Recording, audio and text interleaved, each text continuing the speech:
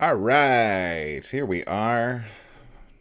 Just got to adjust the old microphone here a little bit. The wife's been tooling around with Audacity, so she has been using the microphone a bit.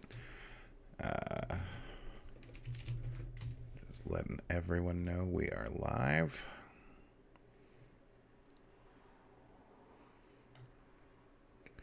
Do, do, do, do, do.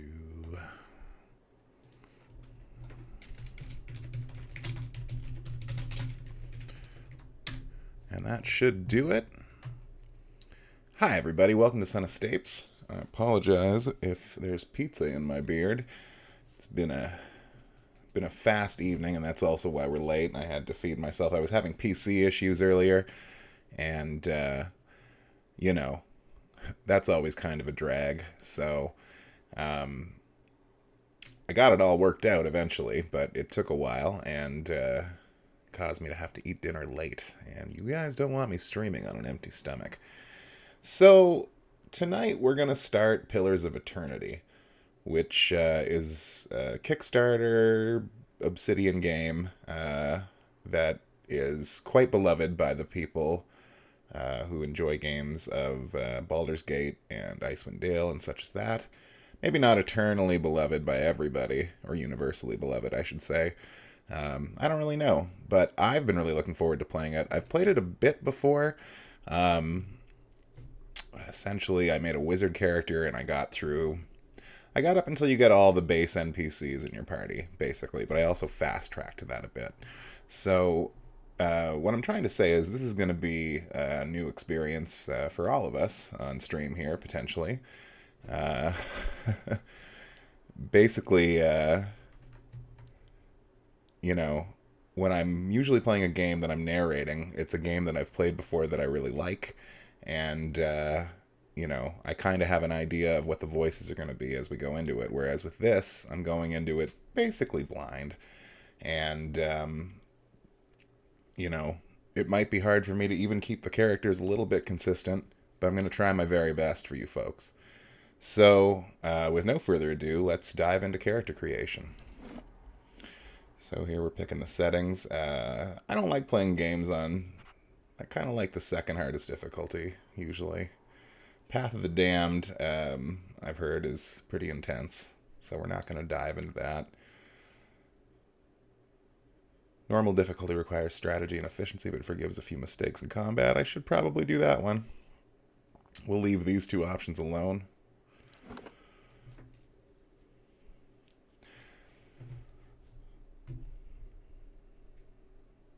Obsidian Entertainment presents Pillars of Eternity. One of the greatest things about this game is its soundtrack, which, of course, I've disabled because I narrate everything. So not only will you not get to hear the soundtrack, but you won't get to hear the in-game narration and voice work. Instead, you will have me trying my best to do that appropriately. Once you've gained access to the stronghold, which is a big deal, the menu can be accessed at any time from the central HUD.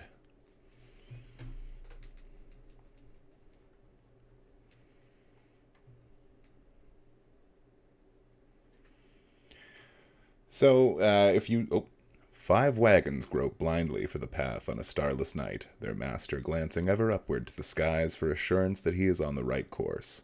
A dim lantern is only protection against the encroaching darkness. But the skies bring no comfort, shining no light, betraying no hint of what they know. The caravan carries travelers bound for the frontier hamlet of Gilded Vale, you among them, where a local lord has offered land and wealth to settlers from abroad looking for a fresh start. You have taken suddenly ill, sweating and shivering, and one of the other travelers signals for the caravan master to stop on your behalf. He pulls up just in time to avoid plowing into the trunk of a fallen tree that bars the way ahead. You will go no further tonight. Well, that's not good.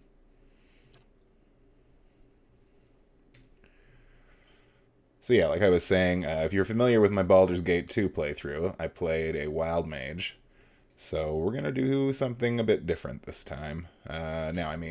there isn't quite the same level of customizability with the character creation in this as there is with Baldur's Gate 2. But all the same, we're not going to play a caster. In fact, we're going to do something that I normally would never, ever, ever do, and that is play a Paladin. But we'll get into that when we get to the classes. So here we have the fantasy races. You got your human, your dwarf, your elf. You know how I feel about elves. But then they also have godlikes, which are like half elementals. That's what I made my original character. A wizard was one of those. Then they have Orlons, which are basically your halflings. And it's tempting to play one of those, but we are going to play the Amoa, who are basically fishmen, or sharkmen. I like monster races, so let's go with that. You got your two sub-races here. Island Amoa originated in the Deadfire Archipelago 1,000 miles south of the Valian Republic. Oh, look at that! Pop-ups for lore. The Valian Republics are a mercantile power and former colony of larger, more ancient nation, Old Valia. The republics lie to the south of Deerwood and Ir Glanfath, and are ruled by a duck elected by Consagali Asega. Oh boy. A council of 14 ducks, including its 5 most prominent, the Duck's Bells. Duck's Bells indeed, friends. While psychologically similar to their coastal cousins, the coloration of the island of Moa is starkly different, brown and yellow contrasting the coastal's blue and green. I like the sound of blue and green. Their big thing is they get an additional weapon set. But these guys, viewed as a warlike race, their coastal Moa live in a mainland region along the coast of Northern Hemisphere, lands they conquered by pushing Thirtian, meadowfolk, Natlan, savannah folk, and Orlon communities out. Their culture is more centralized and urban than their island cousins, though both groups are involved in seafaring. Coastal Amoa are very rare in the Deerwood, but those that do make the journey usually do so as mercenaries, bodyguards, or soldiers. Towering physique, get bonuses to defend against prone and stun effects. Well, nothing ruins a fighter character's day like being immobilized, so let's do that. Now, the reason I'm going to pick Paladin is I've heard that 2 of the classes in this game, Paladin and Priest, really reward playstyles based on your alignment. Now, if you know anything about me, you know I like playing evil characters, so that's always kind of neat. Now, normally I'd easily pick the Priest, but because I don't want to play a sort of caster character this time, and especially because I've heard the NPC priest you pick up in the game is one of the more interesting characters, I think that going with the Paladin is the way to go. So despite my intense hatred for Paladins as a class, we're going to go with it. Now here you get to pick your orders. This kind of dictates how your character should be roleplayed a little bit. We're going to look at the Bleak Walkers here, as they're the obvious bad guy choice. The Bleak Walkers are soldiers dedicated to conducting warfare mercilessly and with extreme brutality in order to bring a swift end to conflicts. Because they are renowned for their terrible and unyielding nature, most nobles will only call on them as a last resort. The Bleak Walkers' behavior reinforces cruelty because the quickest resolution to a battle is one in which the Bleak Walkers' arrival is announced and a surrender immediately follows. To ensure that people understand that no mercy will be given by Bleak Walkers, they never give quarter under any circumstances. So favored disposition, cruel and aggressive. Sounds good to me. Disfavored dispositions, benevolent and diplomatic. Those sound lame anyway. Darkosi Paladini. Yada yada yada. Passionate, clever. That could be fun, but again, we're in this for the evil. Anyway, 5 different options here. If you're going to play, check it out. But we're going Bleak Walker. Now, my gut tells me to take Lay on Hands, because that's the classic heal ability. But we're going to build a two-handed fella. So, in that spirit, we want to kick out as much DPS as possible, and having a flaming sword seems like a pretty good get. So here we are messing about with our skills. Now, Unlike D&D, which I've played for many, many years, I have no idea what these do. I've read that you want to drop Constitution and Intellect for this kind of character and boost Might, Dexterity, and Perception and Resolve a little bit. By the way, if anybody watching knows what they're doing, please feel free to interject.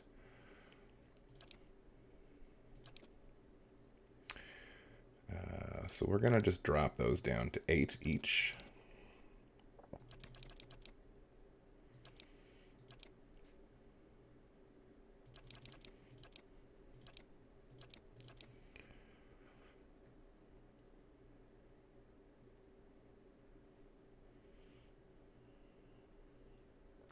So we'll see how that goes. So I pick, this is like where your character comes from, and they're very flavorful and interesting. Like the Living Lands seems like a neat place. The Living Lands is the mountainous region of the large northern island, renowned for its diversity of plant and animal life. Its weather is unpredictable, and its ecosystems vary dramatically from valley to valley. The Living Lands are home to an assortment of races and a variety of colonial and independent settlements. But the Wight that wends starts with a two-handed sword. Ups his perception by 1, which is good. The Wight that wends is a large, cracked southern expanse of polar ice. The Wight that wends is home to pale elves and small colonies of daring explorers, outcasts, and adventurers. While virtually no plant life grows in the Wight, it is home to many hardy species of dangerous animal that forage from the sea or prey upon each other to survive. Sounds like a perfect place for our Bleak Walker. So here you get a boost to skills. I don't really know what they do.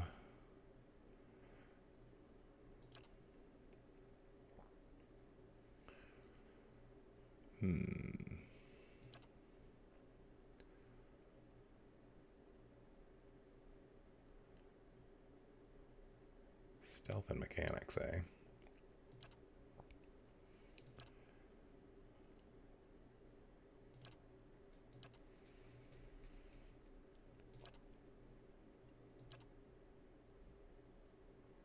I had been trying the Aristocrat when I was trying this out a little bit earlier, but we're going to go Drifter. So, first of all, we're going to change his shirt to black and his pants to white. We're going to make him as green as possible. His hair is not going to matter.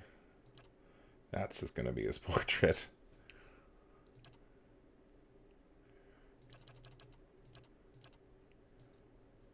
Alright. So this is our Shark Man.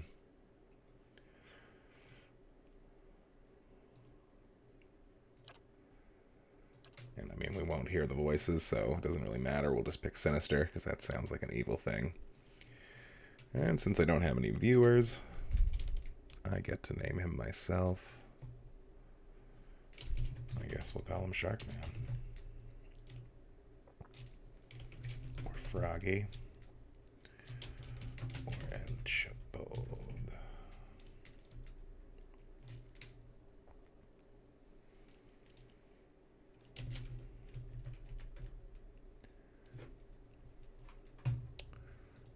Just gonna quickly Google that. I think that's how you spell shark in French. Yeah, it is. Okay. Good enough. Let's go for this. Requin. Sounds like a haughty paladin name. Let the games begin.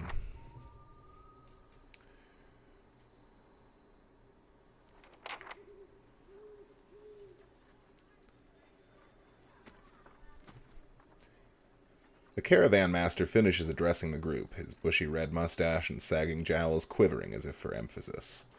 Everybody stay close to the wagons, got it? Stay out of the woods, and beasts take you if you were planning a stroll through those ruins up there. He nods towards a looming black mass on the hillside. Whole areas crawling with hut-dwelling types who'd be happy to stick an axe in you for trespassing. So mind that you don't track mud on their sacred blazing rocks. Tonight, everybody stays put, and in the morning, we'll get the path cleared. Gilded Vale's less than a day out. Understood? At last, the caravan master turns to you, frowning as he looks you over. Touch of the rumbling rot could be. There's a stinging beetle round here that carries it. You'll be fine once it passes your innards. Lest you don't drink water, of course, in which case you'll be dead in a day. There's a berry grows in these parts, small and pink, called a springberry, about the size of a fingernail. Give you cramps if you eat it, but the frontiersmen make a tea from it. Calms the insides. Should get you through the night. You might check around, see if you can find some. Meanwhile, I'll see if we can scare you up some water. Flat the Bunny says, looks like Michael Rooker in that portrait. A little bit Rooker. Odema looks over his shoulder at his assistant, a lanky, intense man named Sparfle, who carries an old, sun-bleached bow. I know you want to hunt before it gets much darker, but see about refilling our water first. Got a sick one here. He nods in your direction. Sparfell nods and slides the worn bow over his shoulder. So, a bunch of questions here. I'll go see about those berries, then.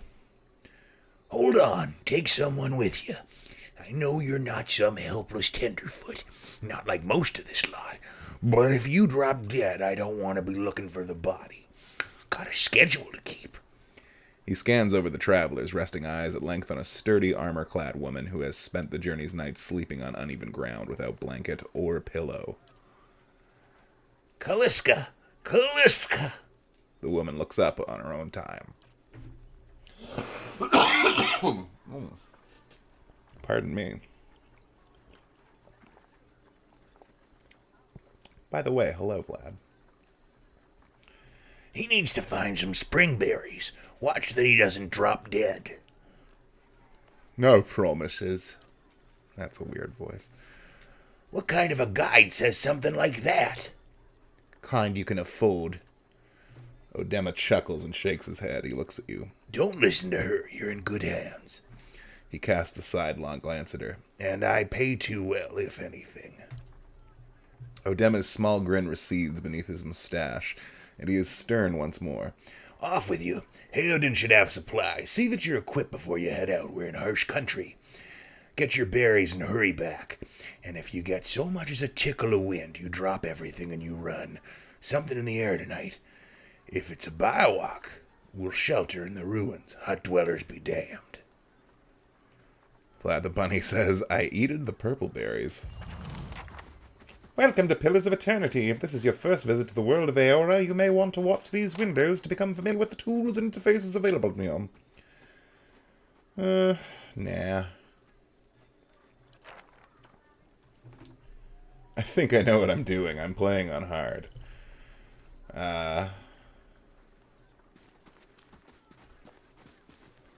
Anyone need supplies? I've got sundries for sale. Hey, not all the things are turned off. You see a man wearing a simple but mostly neat clothes. He's transfixed, however, by a ragged tear in the seam of his tunic. He shakes his head and laughs when he notices you. Bought a whole wagon full of goods to sell, but not enough shirts for the road.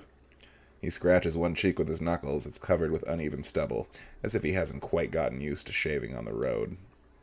Say, is there anything you need? I've got some basic traveling supplies for sale, if you'd like to take a look. Let's see what you've got. So these would be all the things he has to give me. I've got 100 monies.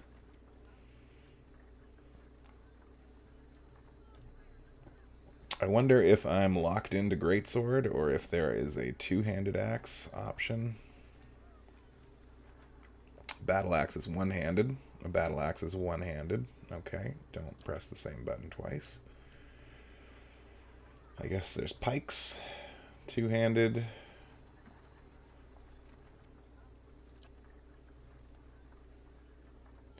Yeah, we'll go Greatsword for now.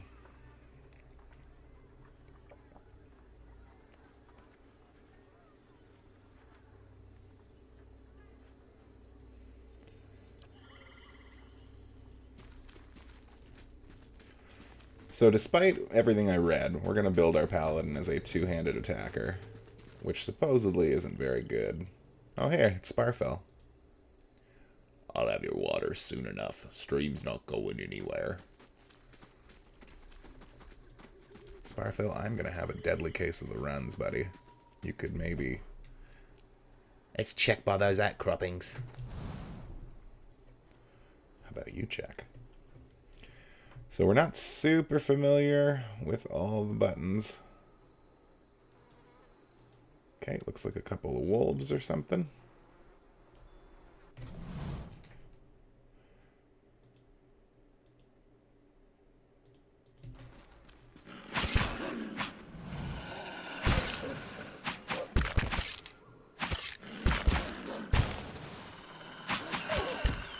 Alright, well my two-handed guy is making short work of these things.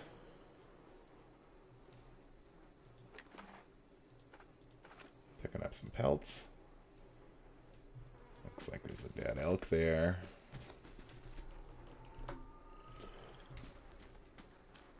This is it. I found the spring berries.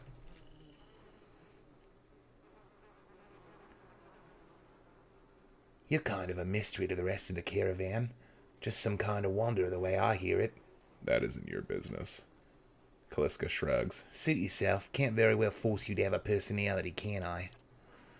Kaliska breathes in her surroundings. Been a long time since I've been this way, but I always did like it. Lord Radric's offer makes a girl think, I'll give him that. You here to settle like the rest of the lot?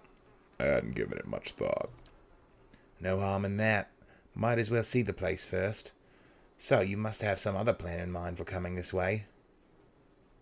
I have no idea what I'm going to do next. Completely spontaneous, huh? Interesting. Well, there's probably no hurry to make up your mind. They've got an inn at the Gilded Vale that'll put you up as long as you need, or so my sister tells me.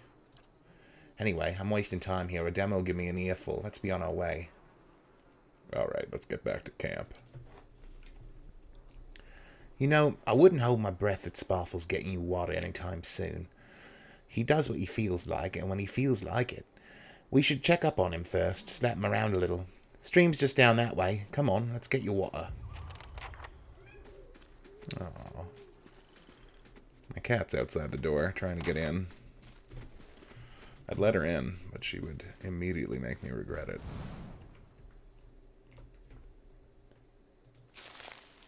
Found some burned lady mushrooms, y'all.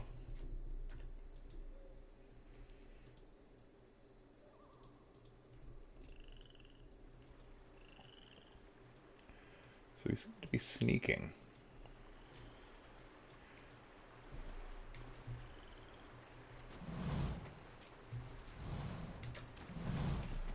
Alright, you press Alt, shift around.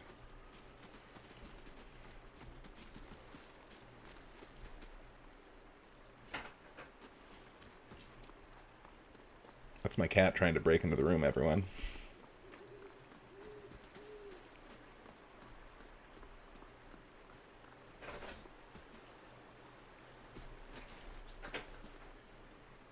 What a surprise. Sparfell went hunting. At least he left the water skins. Come on.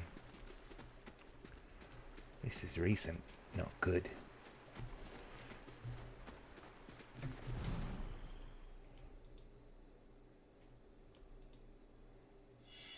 Whoop. Hey, look at this. The Disappointer. Properties? Terrible. Valiant clothing. Tricorn hat. That's kind of neat.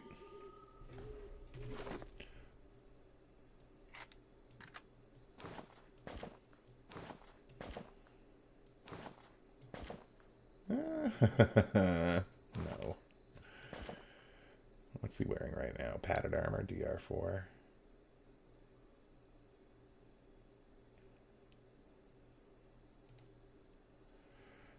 Oh, look at this. That's even got lore. The Disappointer was touted as a powerful, reliable weapon, but it has consistently failed every one of its unfortunate owners. This is a terrible weapon that disappoints anyone who uses it. The gun appears well made at first glance, but closer scrutiny reveals poor design and shoddy craftsmanship. Those who aren't fooled by its appearance still occasionally attempt to use it just to see if maybe the whole thing was made to look this way as an elaborate ruse, hoping that it was an artifact of extreme power crafted by a master who desired to conceal its remarkable nature. It wasn't, and it isn't. Oh, I can just straight up enchant, huh? Giant miniature space piglet. This tiny titanic pig has an otherworldly appearance that seems to be at odds with its endearing behavior. It follows you dutifully and requires nothing in return save companionship. Let's see what that's all about. Hee ghost pig.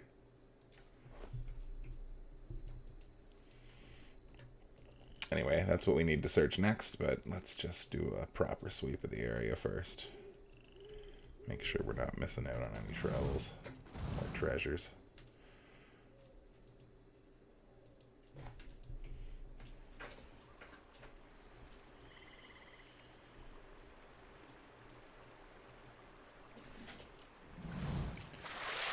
You crouch at the riverbank and dip your water skin into the cool water while Calliska waits nearby, keeping watch.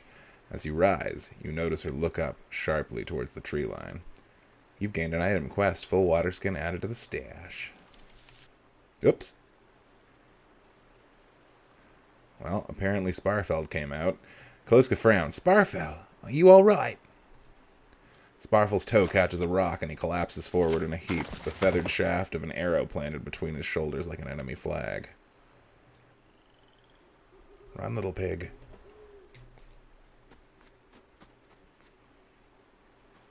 Ambush! Alright, well this guy's coming in for melee. Ouch.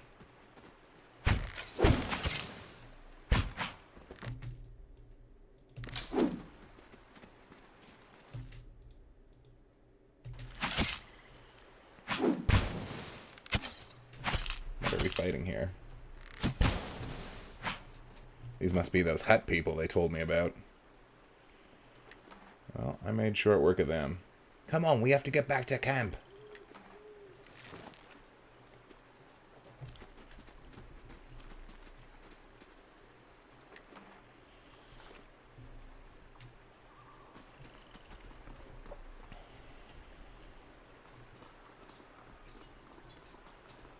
Haven't been this way yet.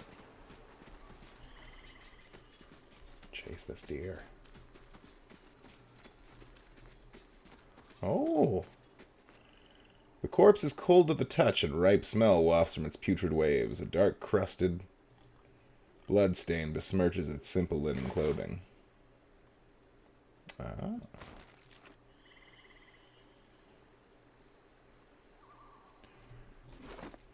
So leather armor would be a definite upgrade for him. Lockpick, I guess, we'll give to him too.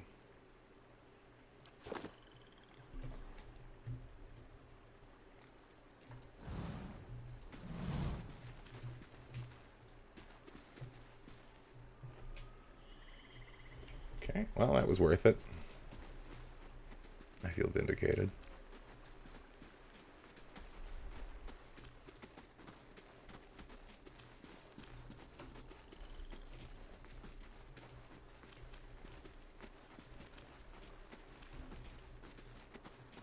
Wish you could zoom out more. Oh, look, the camp's under attack.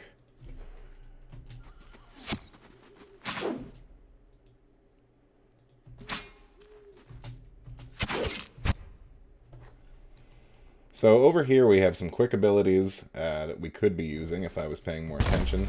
So far they haven't really been necessary. It looks like the AI uses one for me every encounter.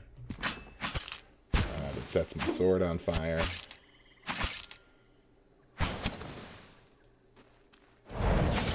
Oh.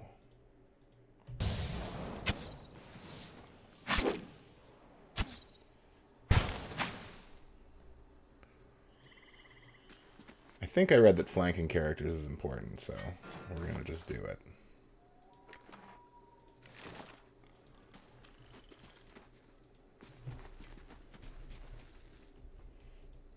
Oh no, they got him.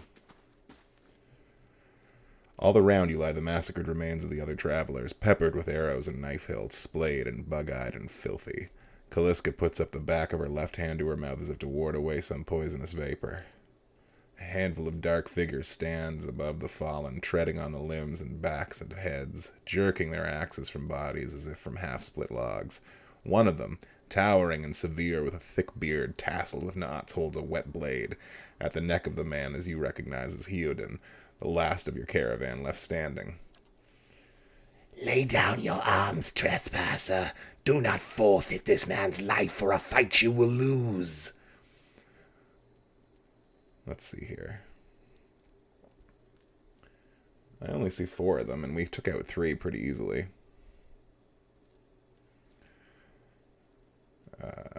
Murderers, you will pay for each life.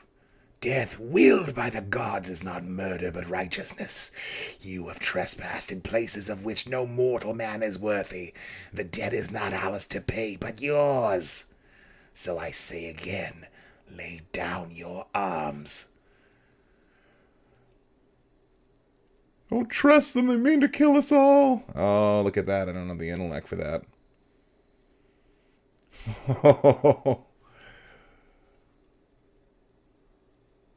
Okay, so we have a lot of different options here based on our characters. Judging by the string of animal teeth around your neck, I'm guessing you're worships of Galawain. If Galawain told you to stop protecting the ruins, would you?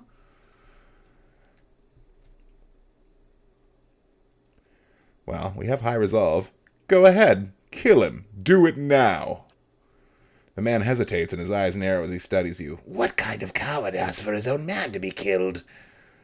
The kind who will be so enraged by it that no amount of pain will stop him from beating you so savagely that you will carry the disfigurement into your next life. Again, he hesitates. He looks off to the side, frowning as if reevaluating his strategy. With a deep breath, the man meets your gaze. You first, then.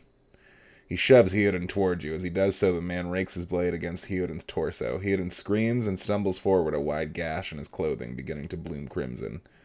The man sets his feet to engage you, his axe raised high. Oh, I'm in control of Heodin now?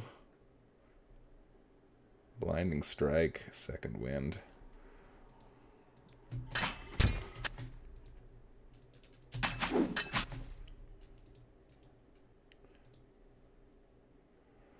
I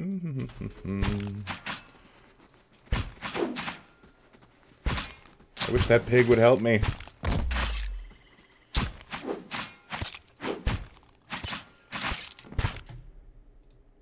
Alright.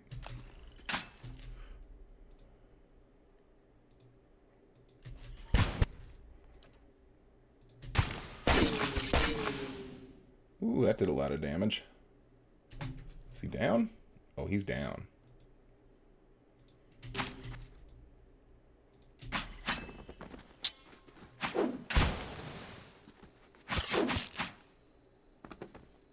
We did it.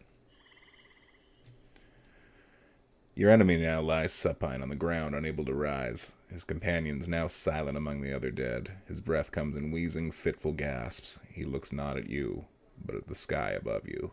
Forgive us. Barely audible beneath his choked sighs, a whisper of wind stirs the air. At this, the man's eyes roll back as he closes them. Good. Good. The gods are just. A queer smile crosses his face. I am ready. The wind begins to swell, whipping around the camp, electric and volatile, upending pots and rattling tents like an angry spirit. You can feel it begin to seep beneath your skin, and where it pierces you, it feels as though it is rending you apart from within. Ah! Hello, hello, Albie. Albie says hello, hello, and says, I like when a man meets my gaze. Lad the Bunny says, well, now they're just talking, but that's cool. Thanks for coming out, Albie. Appreciate you coming by.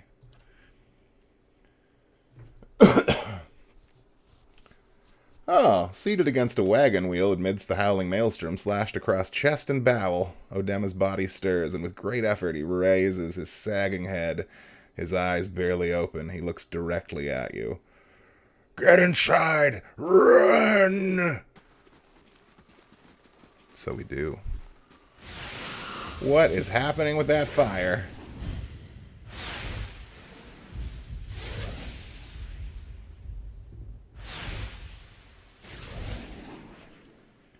Straining against a gale that threatens to pull you off your feet with every step, you set your hands in the worn folds of weathered rock and set about pulling yourself up the precipice. With a last burst of energy before your arms give out, you swing yourself up onto the ledge. Heoden trails behind, slowed by injury and delayed by early hesitation. As he nears the face of the rocks, one of the fallen attackers who has been feigning death lunges for Heoden and topples him onto the rocky ground. Restrained, Heoden lashes out against his fatigued assailant, but struggles to break his hold. They are close to you. Despite the wind from your position, if you were to throw your weapons at the attacker, you would have a good chance of hitting your mark. No. Allow Heoden to break free on his own. Resting free of the attacker's grip, Heoden lands a blow that sends the assailant reeling, and he makes a mad dash for the ledge upon which you stand. Suddenly, as he reaches for the rock face, his body jerks back and is rigid as though it were a bow being strung. His shrieks of pain grow panicked, abandon of all restraint, like someone tethered to a stake and set aflame. A slender wisp of spectral light emerges from his back, rising out of him like smoke before separating itself and disappearing into the ether. All at once, the screams stop, and Heoden is dead. There is a deep resonance to the wind now. You feel it in the rocks beneath your feet and inside the cavity of your own chest, as though it would shake the marrow from your bones. Each new gust menaces the old stones before you, loosening connections, unsettling balances. As you dart beneath the old archway, the entire portal begins to fall beneath its own weight. Hover over the icons on any character's portrait to see what spells or abilities are currently affecting them. Oh my god, earthquake. That was... Kaliska shakes her head. We should be dead. We can't stay here. There could be another collapse. We're not getting out that way anyway. Let's get further inside. Uh-oh. I guess we're in a dungeon now? Escape the ruins.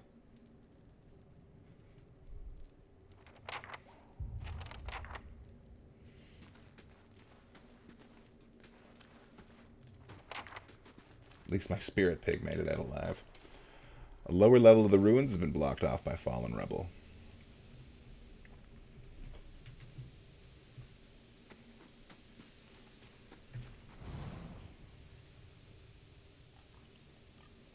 I guess with her holding a torch, she's not the most stealthy.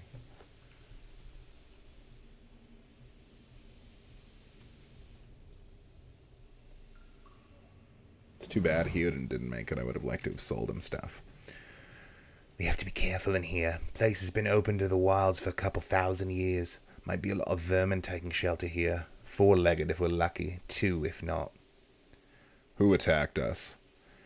Glanfathans. Those would be the hut dwellers Odema warned you about, looking to be Fangs of Galwain, who are the twitchiest of the lot. They go to ruin, looking for fights with colonists. Poor Odema. I think he half expected this once we lost the main road.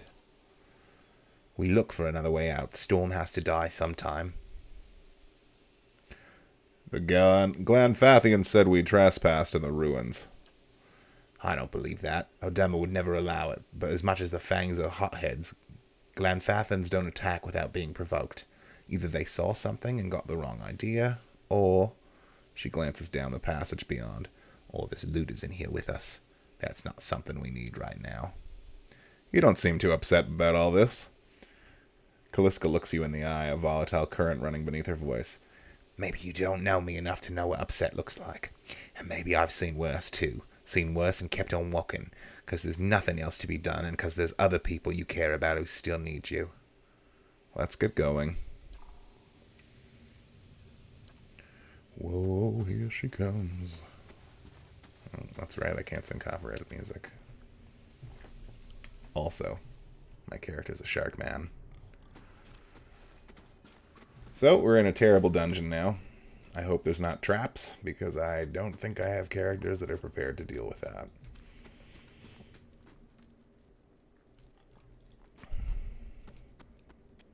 Someone else has been here. We should move.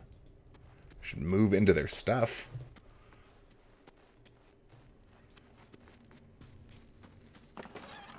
Yes.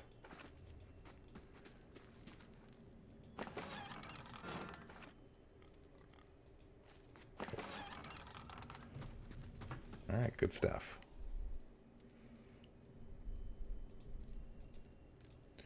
Vlad the Bunny says that he is jealous of the ghost pig, and Albie asks, is that like Spider Pig? So far, it's been about as good as Spider Pig. Maybe not quite as good. How do I save this game? This seems to work.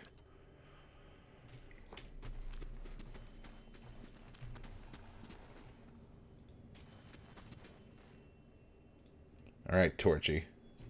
Make with the stealth.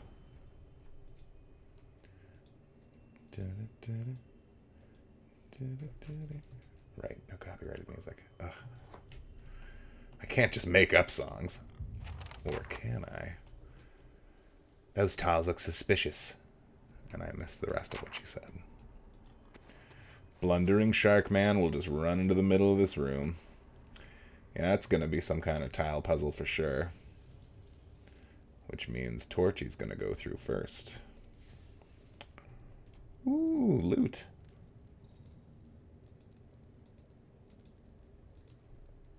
Wait, do you hear that? I hear me being in another room.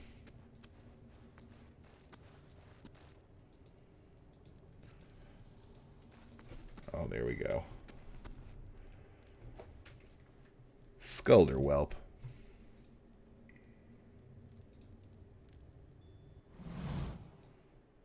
Get in there, Requin. Flank that guy. Nice. He hits pretty good. Vlad the Bunny says looting corpses is always fun. It's true. Always loot the corpse.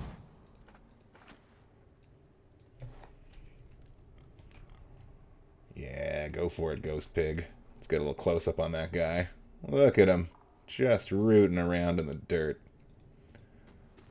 Good job, Ghost Pig. You and me, we're gonna hang out here. That looks weak. Could be a shortcut.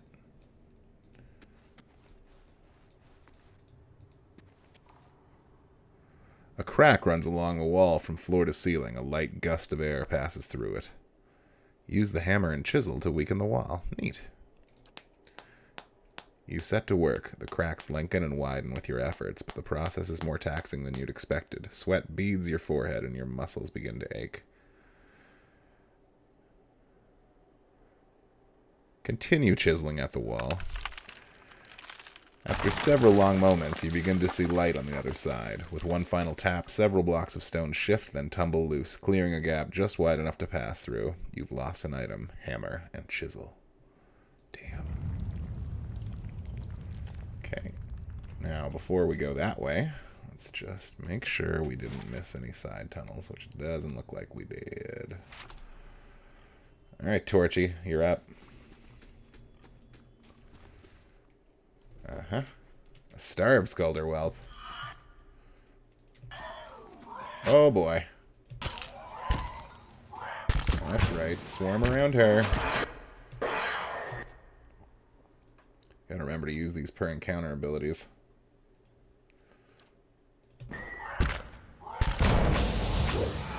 So, like, she can just plain old shove people over, which is never a bad thing.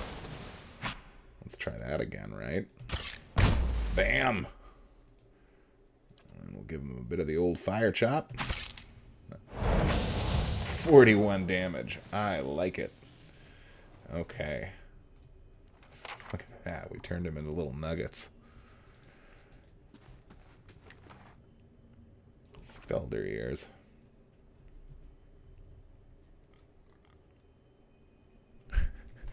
Albie83 says you have to get way up in the crevices to get the good stuff. Vlad the Bunny says the prison pockets. You guys are a good comedy team. You know a lot about corpses, which would bother some people, but not me. I sure wish I knew what the quick save button was in this game. Fresh air in here. I think we found an exit. Sounds like the storm passed too. Well, that was an easy little cave. Did I get everything in here?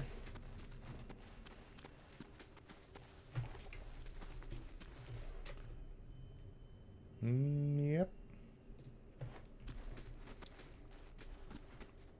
LP83 says, thank you, we have a tip jar.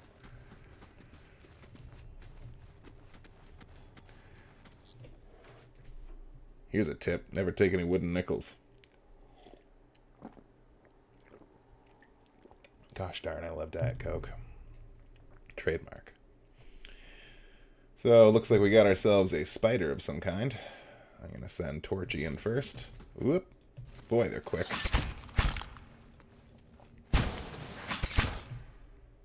Make with the fire sword. Bang. 32 damage. And the other one's dead too. Just nailing it. So you'll notice they have endurance and health, and I don't super know the difference, except I know that endurance is like what gets healed usually. So we'll try to be mindful of that. Now, which way appears to be the way out of here? Torchy? Oh boy.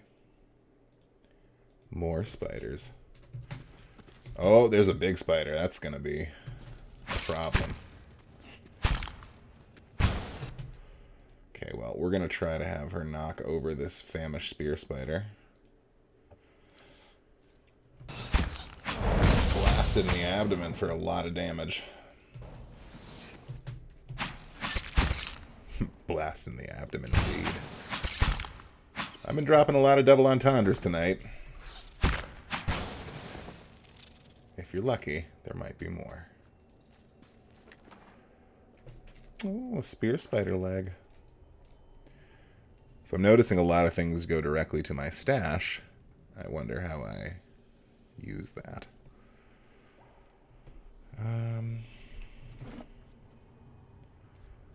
Just want to quickly see if there's a quick save button.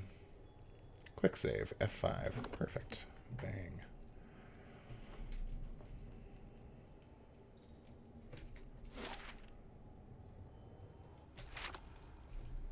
Oh, did I bypass those stupid runes?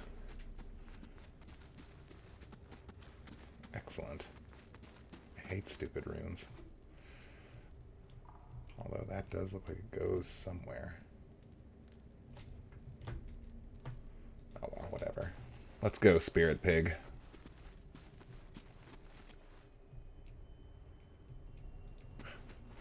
Albie83 says, Vlad is going to let me move in with him rent-free. Is that true, Vlad? I mean, you guys would be the original Odd Couple, so that would be pretty great. And this is where I'd sing the Odd Couple theme, but I can't do that because it's on the stream. Let's check this south passage out, eh, Torchy? What do we got here? A body? The helm? Somebody can probably wear that helm. Oh, something to look at over here. Bats as large as chickens are strung up in this web. Meanwhile, bloodstone and a rapier. We made it out. Hover on any attack in the combat log to show more detailed information on something.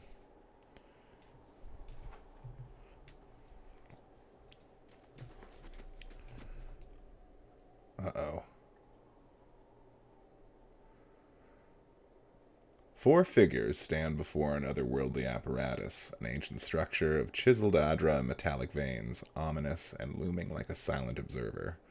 Standing motionless in the midst is what appears to be a human body, colorless as stone or ash. The other figures gaze upon it with what might be contemplation. From your vantage point, you are well obscured from their view. The figure closest to the machine stands out among them. A thick gray beard frames his face, otherwise hidden beneath a metallic mask. Doesn't look that thick in the portrait there. But who am I to judge? His faded robes are embroidered with a runic language unlike anything you've ever seen, and he wears a strange black headdress with 2 protrusions that jut out like the wings of some malevolent creature. He addresses the petrified body. Oathbinder, bear witness and see this man has kept his word, true to his last breath, full to his blood's last drop. I can't do that. That's tough. He's going to talk a lot, I bet. Guide his soul, queen that was, and regarded among your favored. Let his life be the key. Life by the key, excuse me. Let his life by the key be his confession. Let his death by the key be his absolution. May he walk the world ever free of the crushing weight of the book. The man passes his gaze over the others standing around him. Your brother has done his part, and you've seen the power of his contribution. I will accept no further hesitation from the rest of you. He looks each in the eye in turn. In the sight of the queen that was, will you fulfill the oath? Will you take your place beside your brother in the endless esteem of her memory that is without flaw?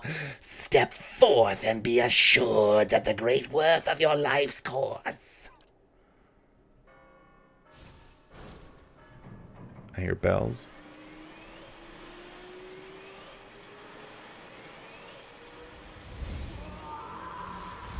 Oh no. No.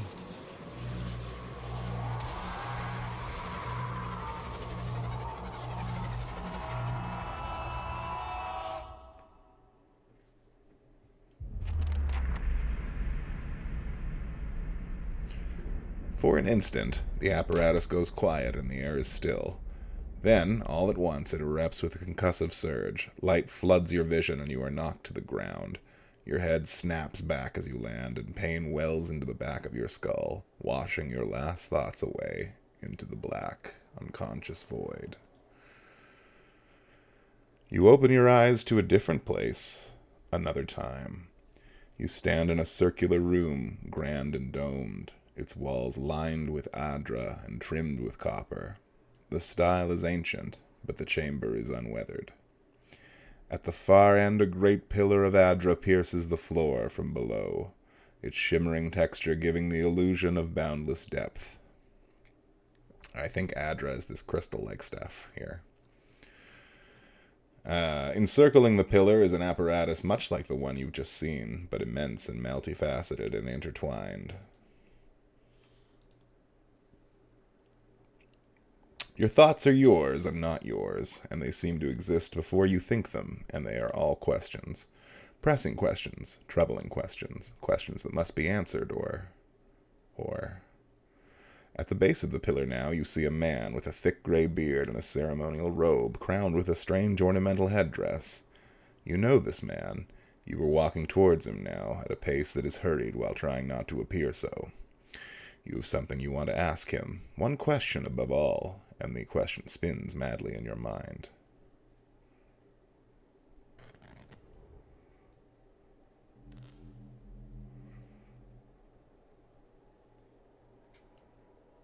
Oof.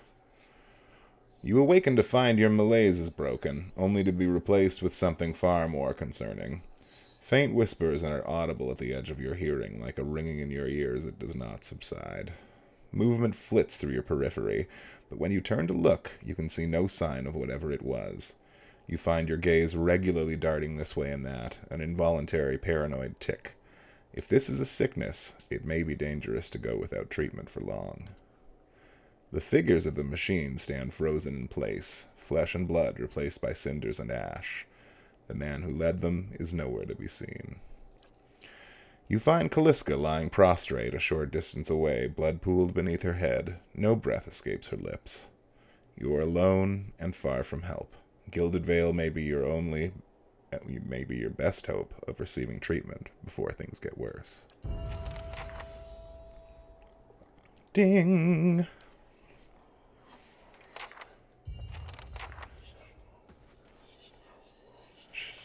Ghost pig eating her body? Please don't, Ghost Pig. I need stuff.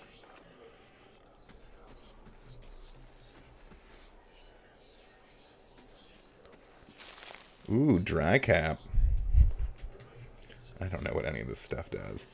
I guess I should go inspect this machine thing. Oh, I can't get there from here. Whoa, whoa, whoa, whoa, what's this? Seems to be someone getting tortured on a rack. Oh, no, nothing. Okay, because for a minute there, well, I don't know what I thought.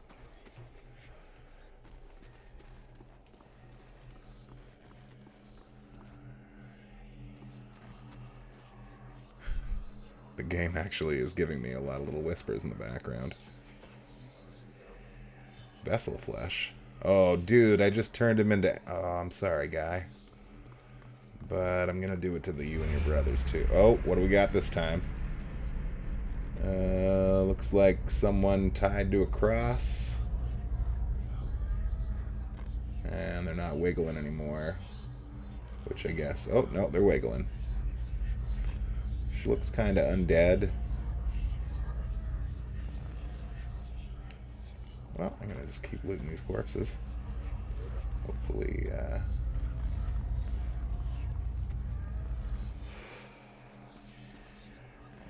Spirit Pig liked it. Oh, that one's not complete. There we go. More vessel flesh. How do I level my character up?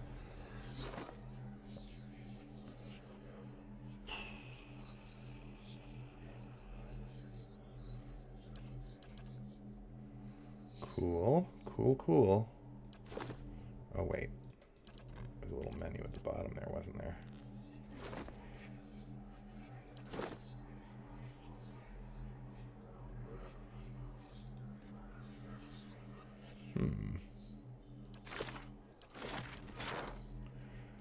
Well, that's bad news.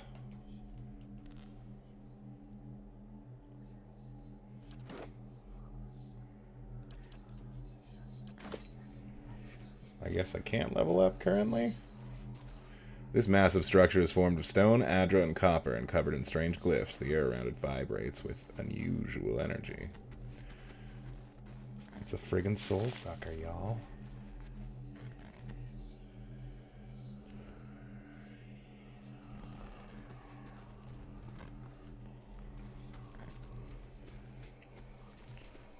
I checked this whole place out, I have, so we should just proceed. Maybe I can't level up yet or some such.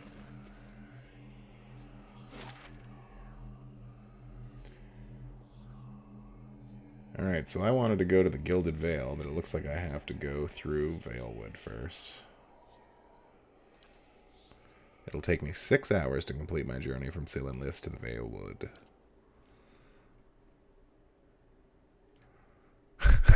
Vlad the Bunny says, Kaliska, no! I'm over it. Vlad the Bunny agrees at burning at the stake, and Vale says, hey, SOS, just stopped in to say hello. Heading out in 10. Well, thank you, as always, for heading by, Vale. I know Tuesdays are tough for you, but it's still good to have you in. You've played this before, you said, I believe. Hey, look, another corpse. Beautiful. Leather armor and camping supplies. I already have the maximum what? Well, I'm going to camp then. Camping allows your party members to restore lost health and receive a camping bonus. Okay. Whoa. Camping cutscene. It's definitely not what you want when you're camping. Okay, I can take that now. Oh, that's how you do it. Okay.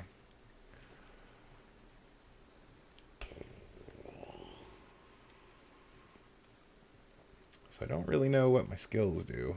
Is there a way for me to learn? Oh, there we go. Adventuring is tiring work. Blah, blah, blah, blah, blah. Characters with athletics can use second wind ability to recover lost endurance. A higher athletic score increases the effect of second wind. In conversations and scripted interactions, athletics is used for physical feats like climbing, swimming, and jumping. Survival allows a character to choose from a variety of long-term bonuses each time they camp. Ooh. First 6 ranks grant the following bonuses: damage reduction, received healing multiplier, bonus movement, accuracy bonus versus creature type, increased consumable duration, and bonus damage versus flanked enemies. After the 6th rank, the previously earned bonuses become more powerful in the same order they were received. Well, that sounds way better than athletics. Mechanics. Traps and locks can be a problem for even the toughest adventurers, draining their resources and maiming or killing those who are unfortunate to trigger an unseen floor plate. The mechanics skill makes it easier to open locks and find and disable traps. Additionally, any character can use the mechanics skill to place traps of their own. The higher the mechanics skill, the more accurate the trap. In conversation and scripted interactions, mechanics can be used to activate or disable a variety of machines. Interesting. Lore represents a character's accumulated miscellaneous knowledge and trivia, often of the occult and esoteric topics. Outside of conversations and scripted interactions, lore is used to activate scrolls. Higher lore values allow the character to use higher level scrolls. Scrolls over clothies. I already read that one. And stealth allows the character of any class to attempt to avoid being seen or heard, is automatically used whenever the character is in scouting mode. The higher the character's skill, the closer they can get to enemies before being detected.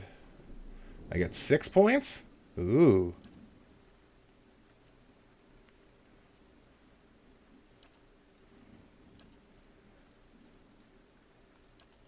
Okay, we're going to take...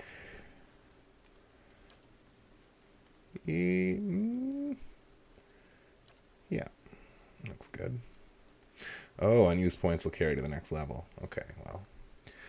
Vale says, I played the heck out of it, loved it, didn't get expansions though, too expensive. Level 2 Paladin, eh? Neat.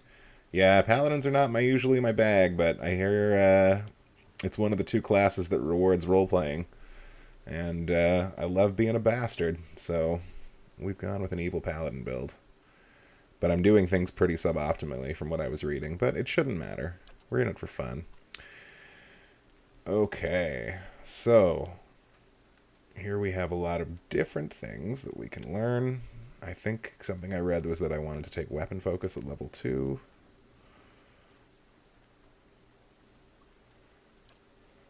Character can use the poleaxe, estoc, flail, wand, warbow,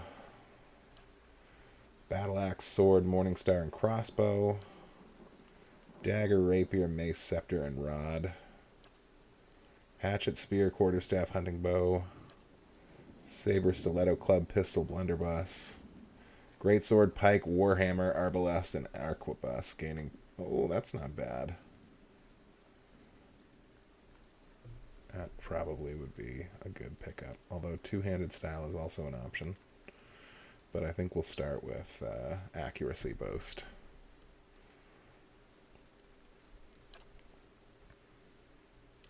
No new class unlocks.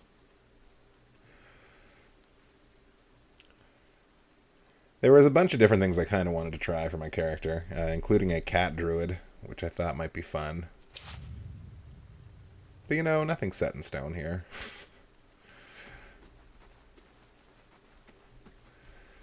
Alright, pig. Let's go find us some stuff to kill. Now I don't have 2 party members to outmaneuver guys with, so I'm going to be taking full brunt of everything. But at least I'm level 2. What do we got here? Blood moss? Okay, cool. Guess I have to go through this canyon. That seems like a trap.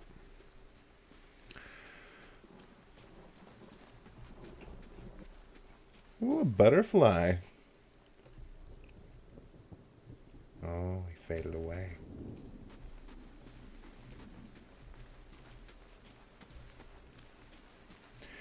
If you were to ever play this game on your own, if you haven't before, again, I can't stress how much beauty and stuff there is in the music that we're not listening to, so we can hear me narrate.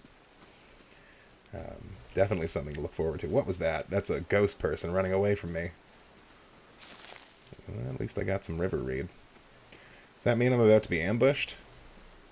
I sure hope not.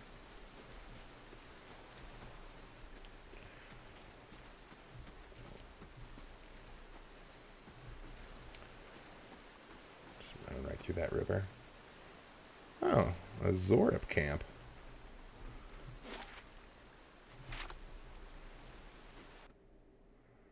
I guess Zorops are their kobolds. Let's have a look at this little beastie. It's pretty cute. Looks a lot like a kobold. Whoa. Okay, that's a lot more of them than I anticipated. So let's go Flaming Sword on these guys. Bam! One-shot kill.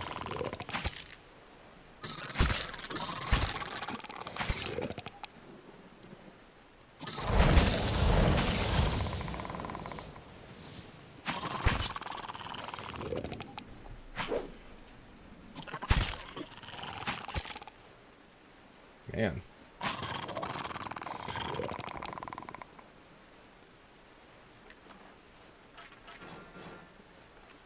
Oh, Zorip tongues.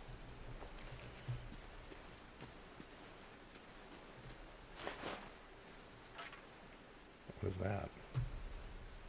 Quarterstaff.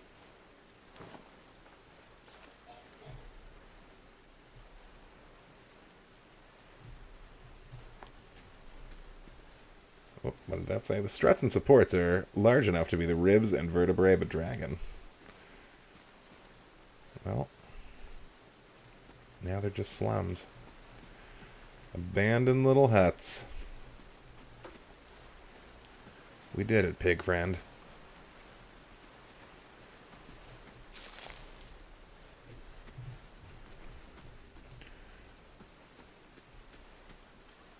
Ooh, a cave. Well, I mean, we're not going to go in it, right?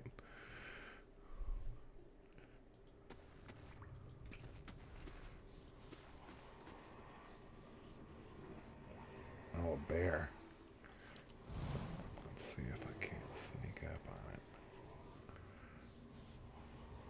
Whoop, whoop. 2 bears. No one said anything about 2 bears. Oh, man. You have died.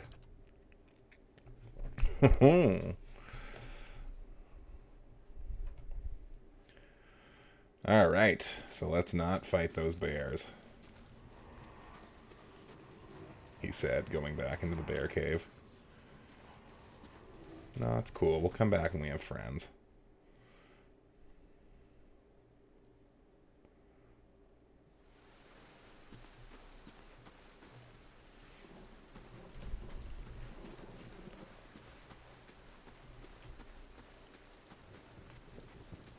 Okay, that looks to be the exit. Let's clear the area out. Young wolf.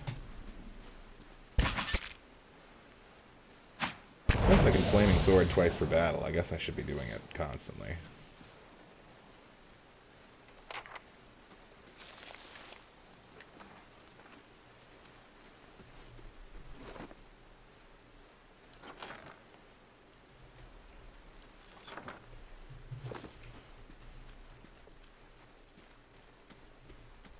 Hey, a caravan. The grass is still flattened behind the wagon's wheels. Barrels of cabbage, potatoes, and squash have been overturned and abandoned. Okay. Lots of camping supplies that I can't pick up.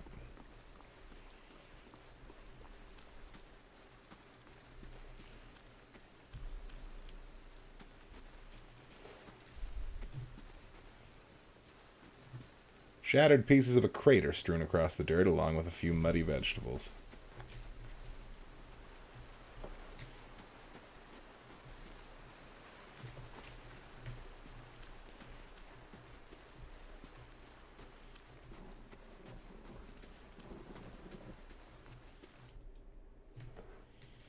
Another wolf. Oh, 3 wolves.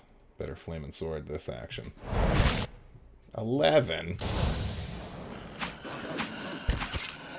Help me, Spirit Pig.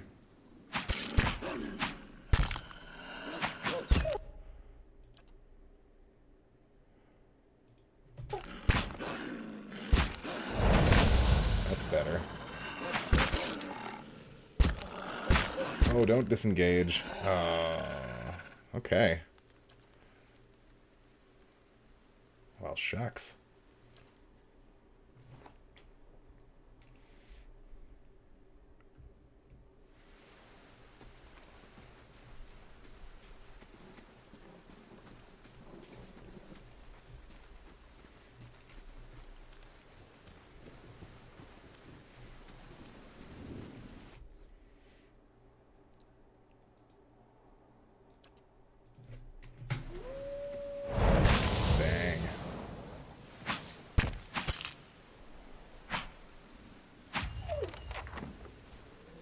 This character definitely would benefit from somebody to take hits for him.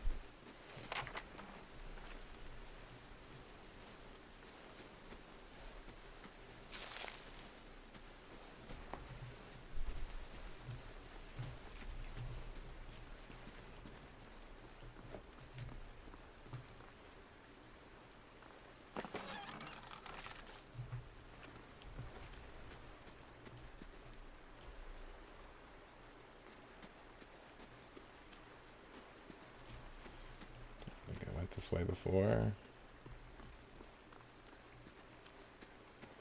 Damn thing. Come on.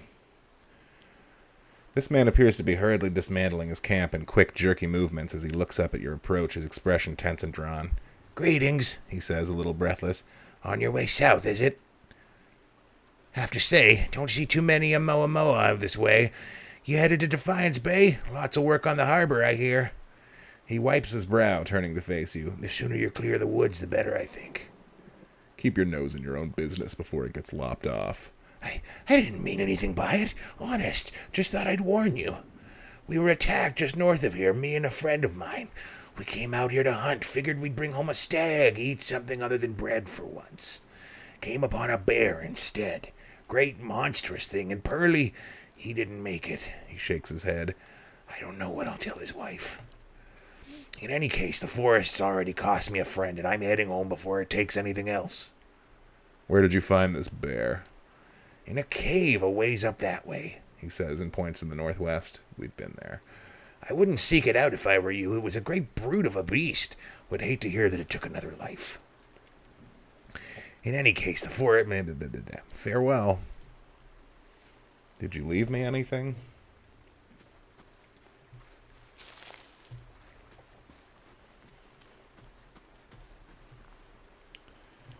Alright, so that's the way.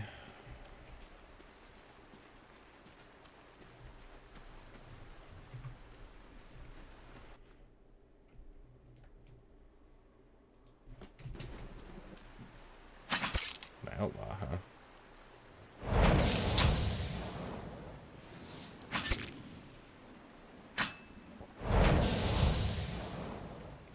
Damn.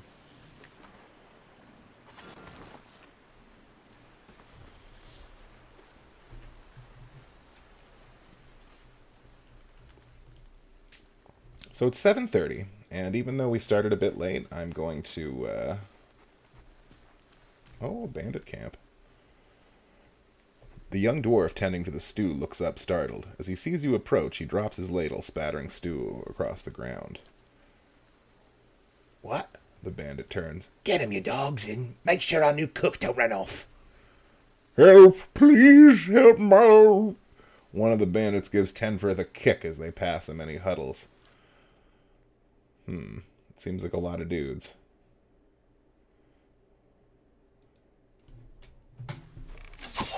Ouch.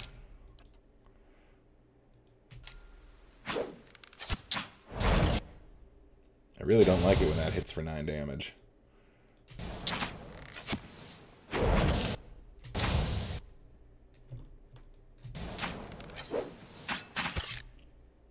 Gotta remember that I do have a heal.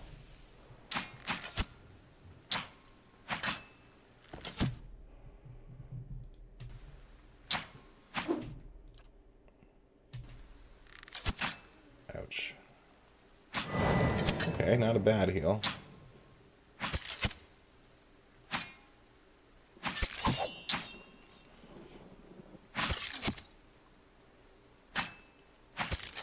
So much of my blood on the outside of my body. How is he healing so much? That doesn't seem fair.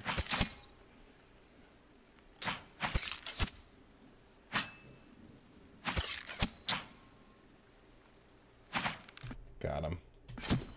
Closing this archer. Look at all those crates of apples, boys.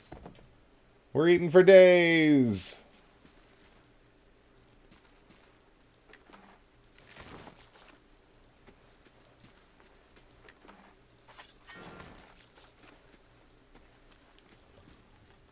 The tent is empty but for a pair of stained cots and the stink of unwashed bodies. Oh, what do we got? Vegetables. Stiletto, some rice, meat, poultry, silver fennings. What about this crate? Oh, fruits. Am I missing anything else? Nope. Except this dwarf. By the flame, thank you, thank you, thank you. I thought I'd be stuck cooking for these ignorant weasels for the rest of my life, or until they were bold with me, I suppose. I must get back home. I only hope they haven't hired a replacement. The dwarf looks aghast. Listen, next time you're in Gilded Vale, stop by the Black Hound Inn. I'll let Pasca know just what you've done for me, and I'm sure she'll do right by you in turn. Oh, to be back at my oven again. Well, I hope he can thank me with money. Because that's what I like.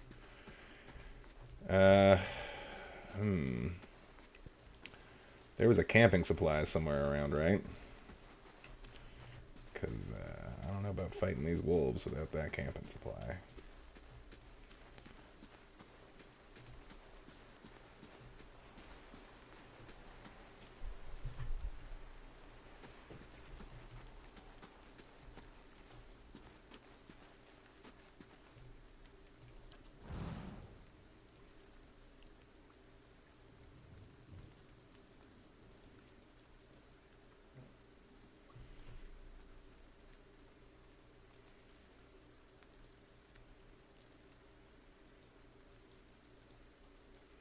Oh, I got XP for exploring.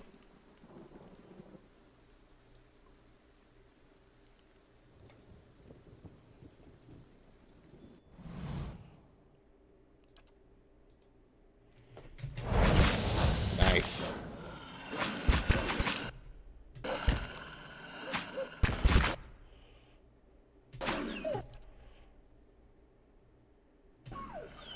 Gotta heal. Well, I healed, but then I got knocked down. But I get up again. But I'm almost dead.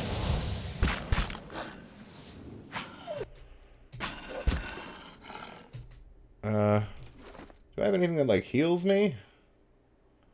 Wait a minute, I have a magic ring?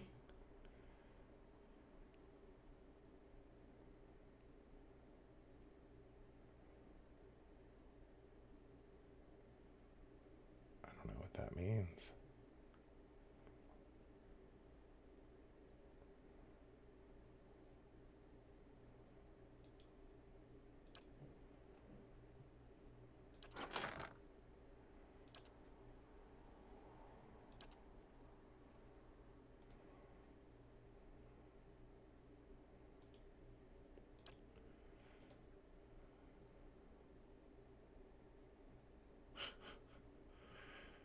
Looks like there's drugs.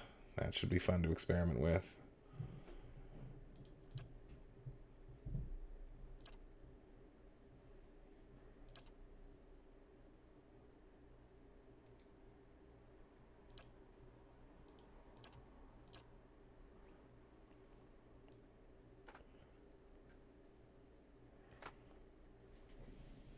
But no, it doesn't look like I have any sort of...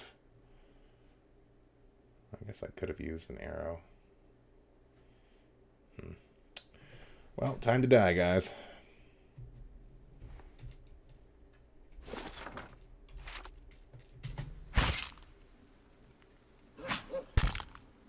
Yep. You've died. That makes it pretty official.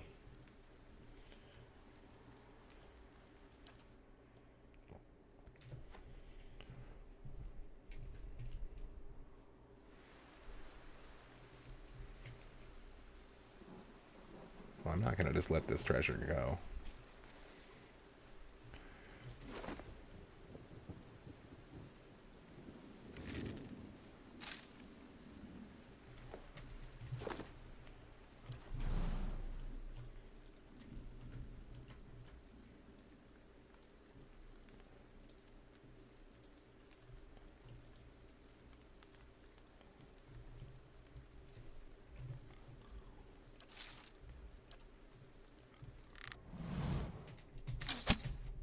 Well, that barely worked.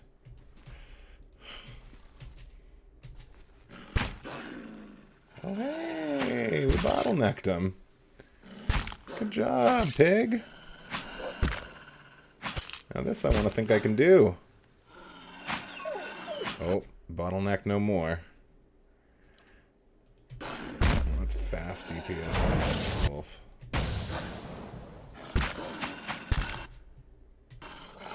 Come on, come on, come on. No! That was going so well.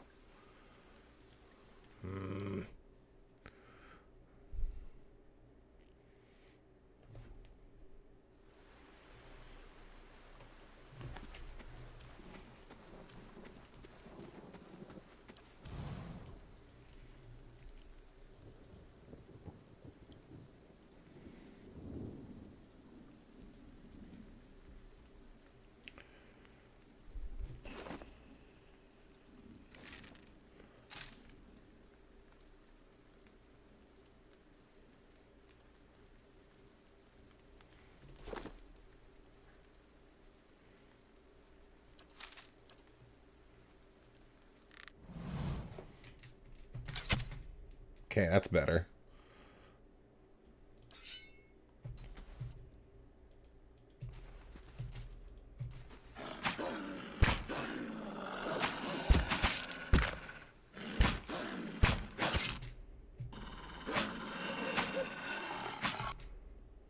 Alright, let's try the double flaming sword on the actual wolf here. Ooh, that's a good hit.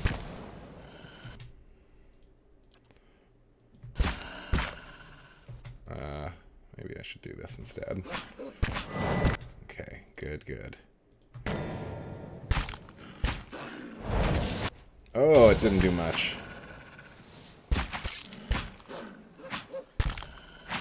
No, no, no! Damn it. Oh, I'm so dead.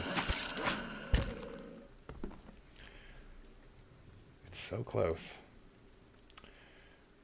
Alright, we'll move on. No one wants to see me fight these wolves for 2 hours or whatever. Okay, one more time.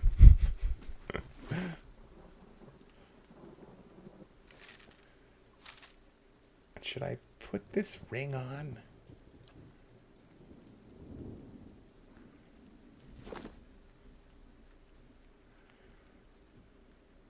Oh, it heals me twice. Well, yeah, I should use that.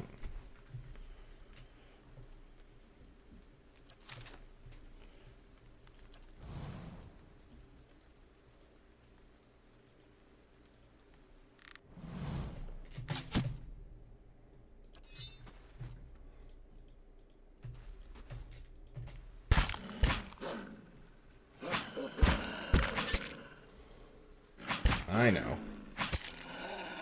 Let's soften these 2 young wolves up first.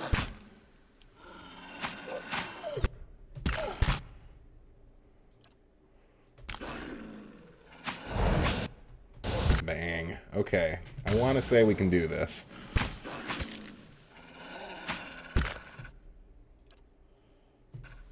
Might have been a bit premature.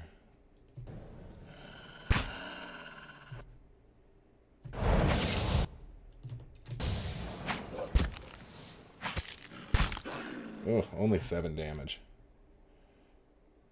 2 per rest. And that's not even much of a heal.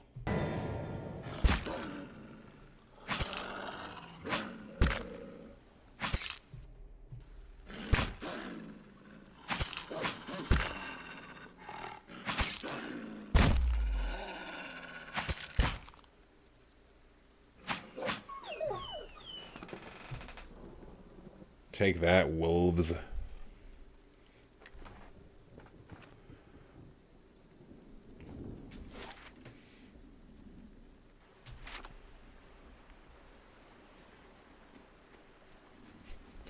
Why go back all the way over here?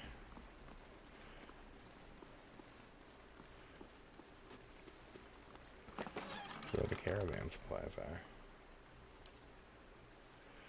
Ooh, damage reduction. .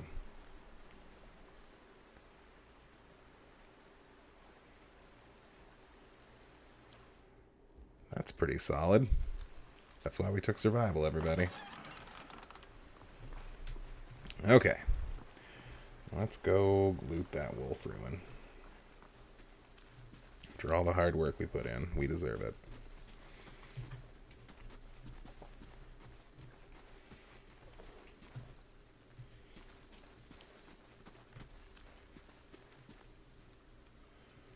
These aged walls appear to have once encircled this entire glade. Only a small fragment remains, and the stairs leading to the top of the structure have crumbled away. Examine the wall more closely. The heavy bricks are slick with moss, presenting a hindrance to climbing, but the stones themselves seem sturdy enough. Given the right tools, one might easily reach the top. Scale the wall.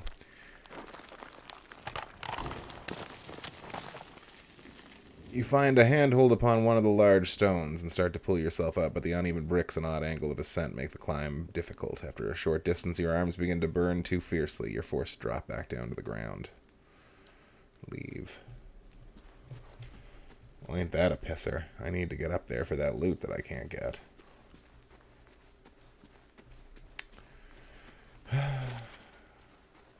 It's a hard knock life, y'all. Alright, let's get out of here.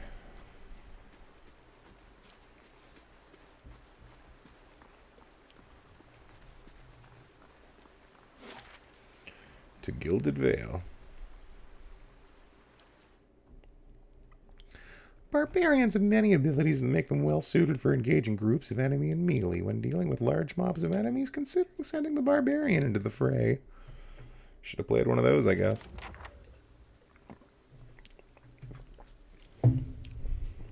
So I think this is my first town.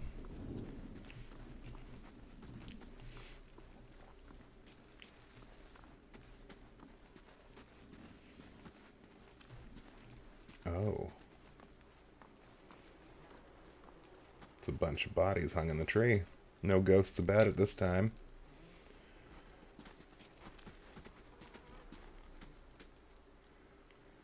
A man approaches you. His skin is dull and gray as the desolate village behind him. He scans you with sunken, lifeless eyes. You must be one of the new settlers. His voice is a dry croak. Welcome to Gilded Vale. You'll be pleased to know that we've had some recent vacancies here. He glances at the gnarled, leafless monstrosity of a tree next to him.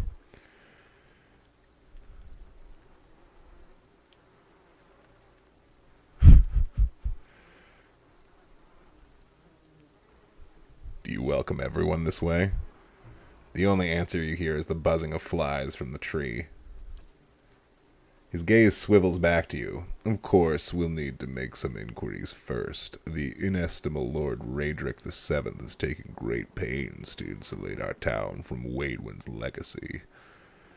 He appraises you over half of the moon spectacles and scratches his child. You ever sired a hollow-born child? Refuse to answer. That kind of surliness will get you nowhere in Gilded Vale. Lord Raedric has made it his first priority to eliminate this scourge from our village, and to him, no answer at all is as good as an admission of guilt.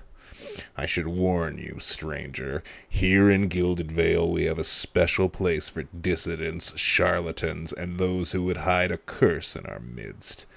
He steps to the side and inclines his head ever so slightly toward the deformed tree. His lordship's wife is with child and due any day now.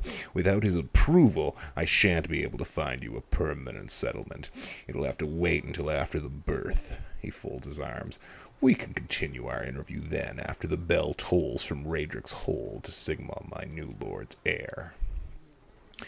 In the meantime, you can find temporary accommodations in the inn just southwest of here.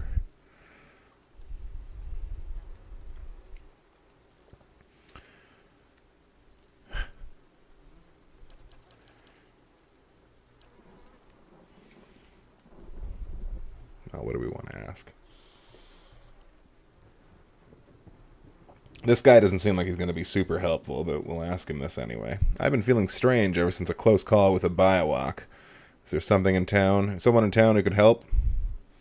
The magistrate frowns. Whatever your problem is, it sounds like a matter for an animancer. However, the only mancer in Gilded Vale isn't in any condition to speak. He points at a body hanging from the tree. Consider yourself fortunate. After she failed Lord Raedric, we saw to it that she would profit from the misplaced trust in others. A bad cure is often worse than none at all. But if you're set on finding a bottle of troll piss or dead Aedra pebble to rub on your forehead, you're welcome to check her pockets. A little corpse stink is nothing when you're digging for shit. My advice, however, is to be satisfied that you escaped and leave it at that. If you have any other questions, don't hesitate to ask. It's important that everyone in Gilded Vale understands our rules. I'll bite. You said something about Hollowborn and Waidwin's legacy before? He blinks. I forget that you foreigners do not have this curse in your homelands. The Hollowborn have been a scourge upon the Deerwood for almost 15 years now. He lowers his voice to a whisper. Children born without souls.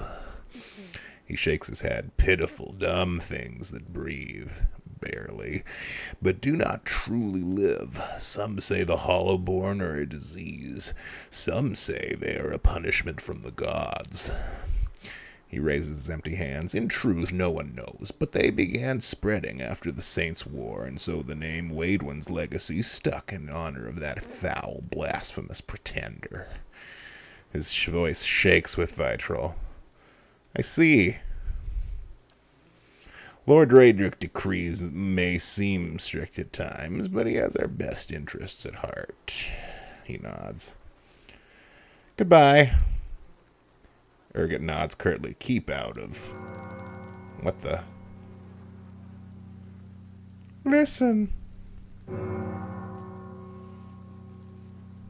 2 toes. Let that be the last. Oh boy. 3. Gods have mercy. Urgot looks out towards the east, his expression unreadable. He blinks slowly and turns his attention back to you. It seems your arrival is ill-timed. 3 bells toll only for the death of a Raedric. I fear Lord Raedric's heir is lost, or else Hollowborn, and so lost all the same. A peculiar spasm crosses his face, and the corner of his mouth quirks up into a mirthless smile. You should tread carefully. Circumstances have changed a great deal. Don't threaten me, little man.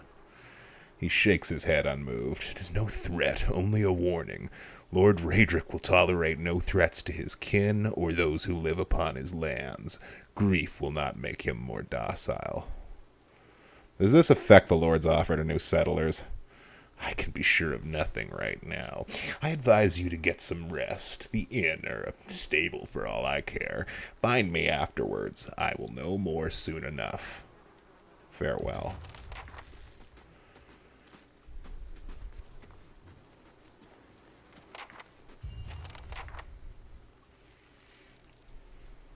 All right.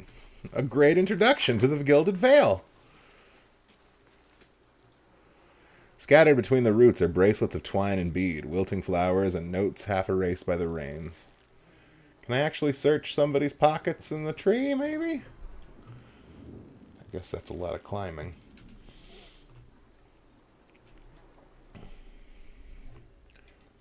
Were you looking for someone in that tree? I could introduce you. Strange way to talk about your dad. He looks up at the tree and breathes out. Half the town's up there now, seems like. No right way to talk about it. I'm looking for someone who can help me feel better. He gives an understanding nod as he takes a long drag from his pipe. My condolences. He exhales and turns his attention away, watching the village around him. He's supposed to join me.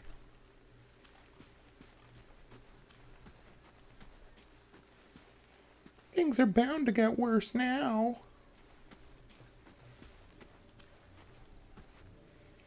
You see 4 people gathered by the door to the inn. Their raised voices and chopping gestures suggest an argument reaching its climax.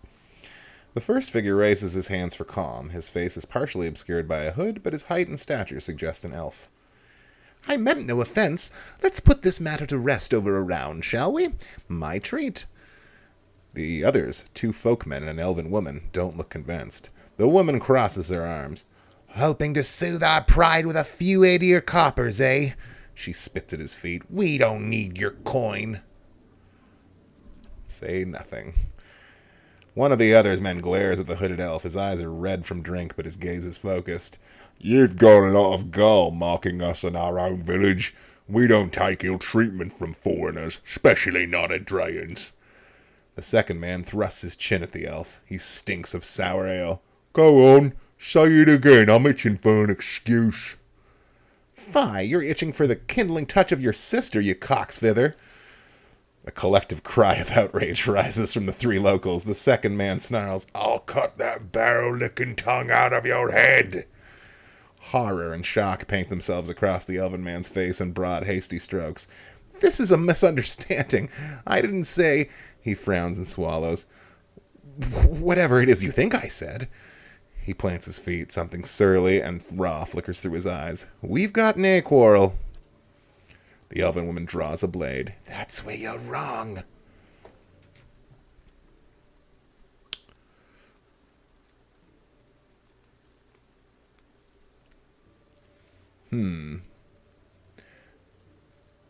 I don't think attacking him is such a good idea. The 3 drunks scowl at you. And why's that?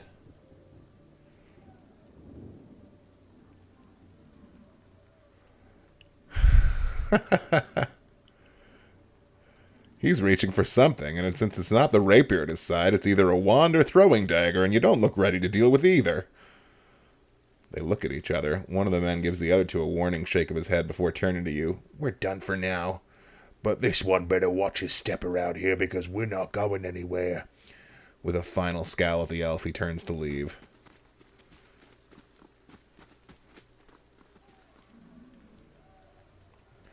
As the 3 stumble away, the elf turns to you, the tension almost gone from his smooth face. Not quite what I hoped to get to know the... Let's try that again. Not quite how I hoped to get to know the neighbors. Thank you for your timely assistance with that awkward situation. You mean from making them piss their pants? You're welcome. He gives you a quick smile. Well, that is one way of putting it. He straightens his hood, and you note the remains of fraying embroidery on his gloves. His boots are caked with the dirt of many months' travel, but the leatherwork beneath is of sturdy and fine. I suppose introductions are in order after that little fiasco. Aloth Corfizzer at your service. You'd better have more to say for yourself than that. He holds up his hands. Please, I didn't mean to drag you into this. I'm a wizard by training and an adventurer by necessity. I was born in the Synthwood, part of the mainland of the Aether Empire. Both of my parents served the nobility, which afforded me an education in which I'm grateful. However, there were no open positions in those houses, and so I decided to seek new means in a new land. And how exactly did you come to be here? I was traveling with a caravan, but we were separated near some ruins. And within ruins, those can be dangerous places during the best of times, which these are not. Half the locals would arrest you for trespassing, and the rest would kill you outright. He leans closer. I'm curious. Oh, no. I'm curious. What exactly did you find there? Remains silent. A slow smile creeps across his face. A man must have his secrets. Very well. What are you doing in the Gilded Vale? An excellent question. He folds his arms and frowns, looking toward the center of town. I came looking for fresh air and cheap land. Instead, the magistrate gave me directions to the inn and a story about the local lord's expectant wife. He cocks his head, looking at you. But I take it that's a familiar tale. And you? That's my own business. His gaze darts downward. Of course, I didn't mean to pry. He nods at the gnarled old tree at the center of town. If there was ever a place for caution, this is it. You don't exactly look like a settler. A sly grin crosses his lips. Begging your pardon, but neither do you. Yet circumstances can find a person in the strangest of places. I should get going. As should I, given recent events. It's just as well. I've had enough of the watered wine and lumpy beds at the inn. He wrinkles his nose. They say even the owner tired of the place. Just up and left one day. It explains quite a lot about the upkeep.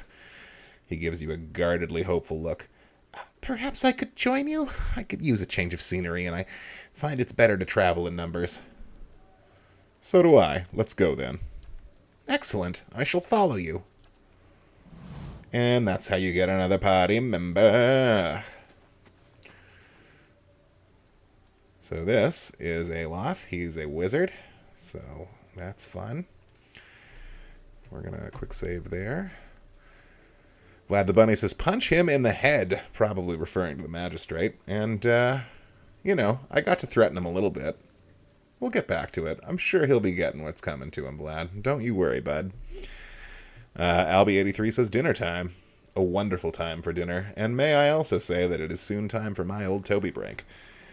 So I will be gone for about 15 to 20 minutes. Let's be real. It's usually about 20 to 25 minutes. But because I started late tonight, I will stay a little later. Because we're only just getting into this, gang. And if you think that I'm not going back and killing that bear tonight, you are dead wrong. So one more minute to old Toby break. I mean, I might as well go now. We've talked about it. So thank you for tuning in if you're not going to be back with us. But if you will, we'll be back in just about 25 minutes to keep playing this excellent game. I hope to see you then. Until then, enjoy this title card.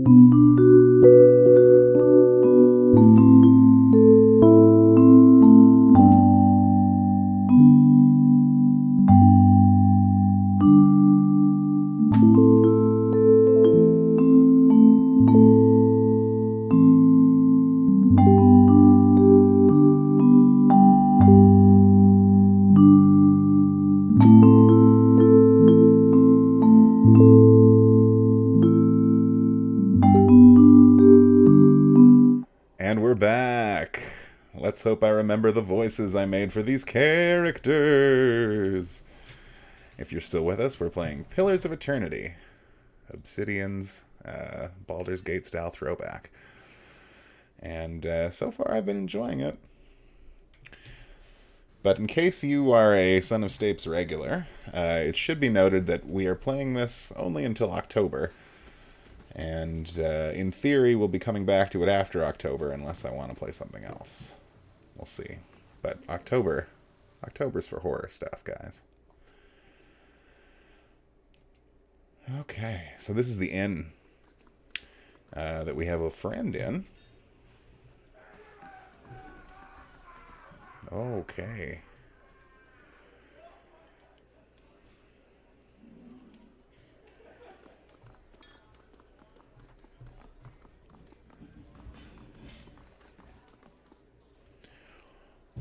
Hello, and welcome to the innkeeper looks up. Oh, it's you. Tenfrith told us what you did for him. It's such a relief to have him back. I can't thank you enough. Consider yourself a favorite of the house. Discounts on drinks, rooms. Tenfrith said he wanted to whip up something nice for you. He's already back to work in the kitchen. She laughs. So what would you like?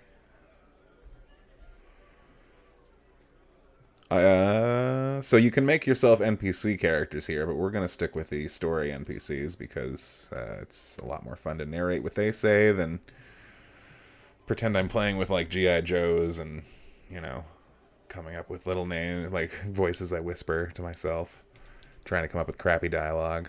You were a kid once, I'm sure you know. Could I see what you have for sale? I'm sure you'll find something to your liking. We have the finest cook in Deerwood. Thanks to me. Lots of experience for saving that dwarf. Oh, Rao Tatai sweet pie. Well, I guess this is where I would sell a bunch of my crap. Like all these daggers and shields and such. A heater.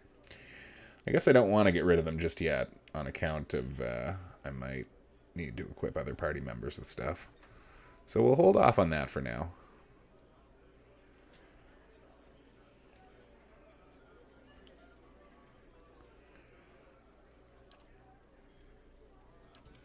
No weapons or armor. Some consumables.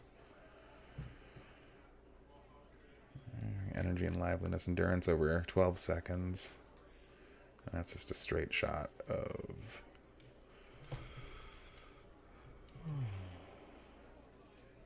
So that's 50, and that's 35 over 12 seconds. Alright, well, we'll hold off on making any purchases for now.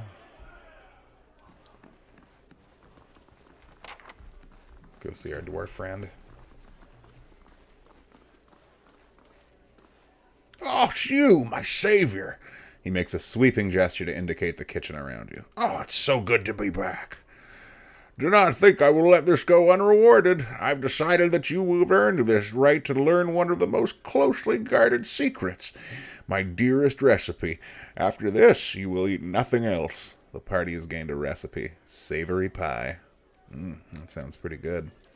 A savory pie to keep you hale and hearty. May it serve you well in your travels. Did he give me any savory pies, though?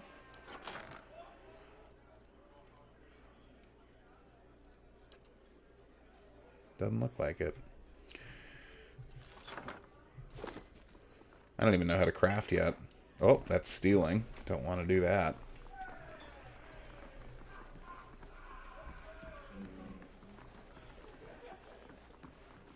I might as well rent a room, I guess.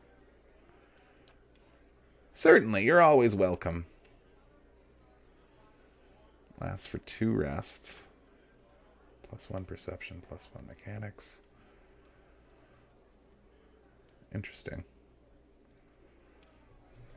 Expensive, though. I don't really have the coin to be dropping 83 gold on a room.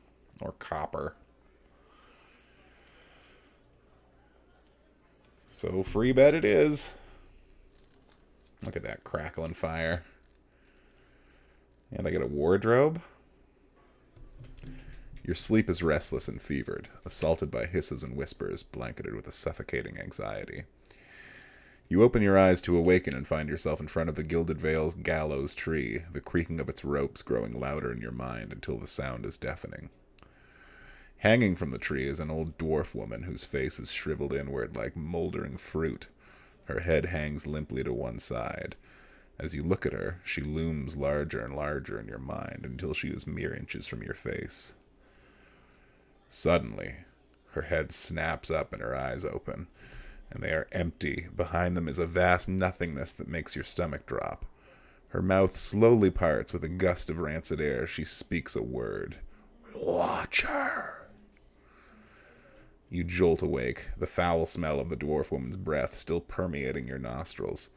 Sweat runs down your face in thick droplets, and your skin is soaked from head to toe. You remember the woman. You remember seeing her decaying face when you spoke with the magistrate. He called her an animancer. Though it fills you with a new queasy apprehension, you feel a strange compulsion to see this woman once more, if only to confirm that she's truly dead. Excuse me 1 second.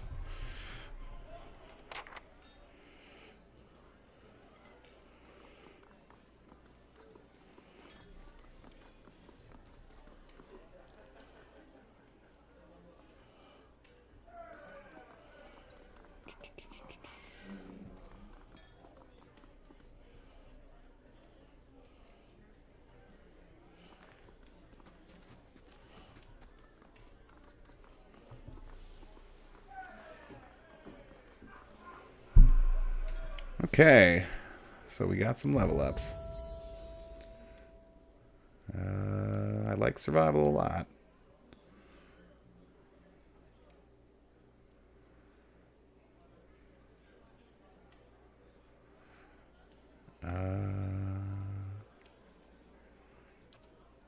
We'll put 2 in survival because of how good it is. Although that's only an accuracy bonus versus creature type.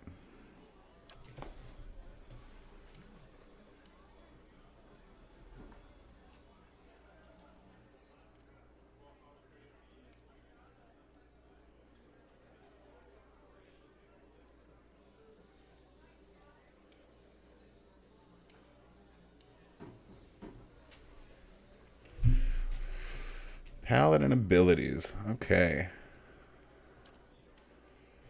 Who's the Paladin with unshakable confidence, increasing damage reduction and covering a portion of incoming hits to grazes. Cannot activate with other zealous auras. Increasing accuracy and conversing a portion of grazes into hits. Inspires the Paladin and all nearby allies to fierce charging the battle, increasing their movement speed and disengagement defense. Cannot be active with other zealous auras. Or lay on hands.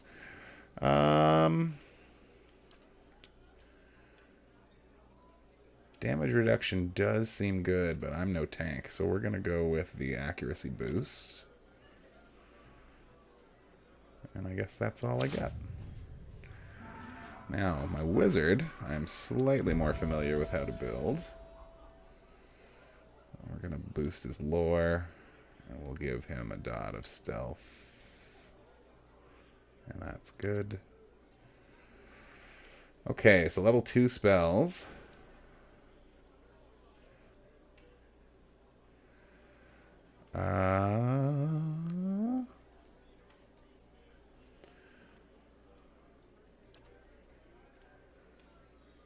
Oh, okay. That curses people. This spell, if I remember correctly, eats away the target's spirit, inflicting corrosive damage and converting that essence into endurance for the caster. That's not bad.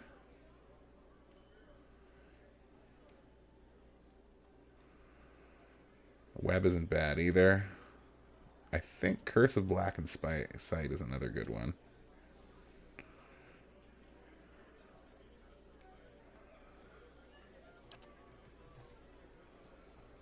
Alright, that looks good to me. So that gives him a blast spell and a blind, which is good for a target debuff.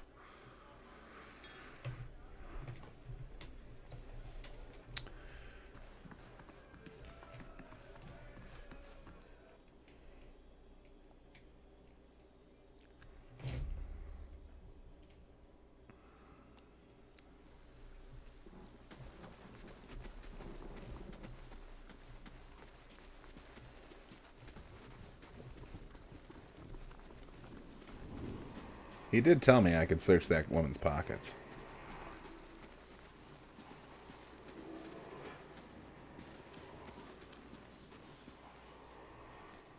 The squat, distended body of an elderly dwarf woman dangles from a thin, crooked bough that sags at the tug of her noose. The bloated purple flesh of her neck, worn away in patches like moth-eaten linen, bulges over the rope that suspends her, and her lifeless head lolls forward rigidly from one side to the other when the breeze shifts. You perceive a faint glow around her that casts no light on its surroundings, but there is a tepid warmth to it, and you feel somehow that you could reach out and touch it, not with your hands, but with some aspect of yourself that has no worldly dimension. Reach out for the woman. You take a deep breath, clearing your mind, focusing on your objective. As you exhale, you feel yourself spreading out toward the hanging woman, perceiving all that lies between you and her with new, unfamiliar awareness. Once you've expanded enough to reach her, there is a sudden jolt to your mind, a ringing electric surge of images and words and sounds. Involuntarily, you shut your eyes and feel yourself being pulled down to some deeper consciousness in a space occupied only by you and the hanging woman. When you open them again, she is staring at you with eyes clouded in a milky fog, her body still swaying in a wind you no longer feel from a tree that stands planted in a misty void. The woman gives a slow nod of her head, the rope creaking as she does so, and she smiles at you. Have you come here for me, dear, or have you gotten lost? Her eyes squint as she peers down at you. It is both, I think. Yes.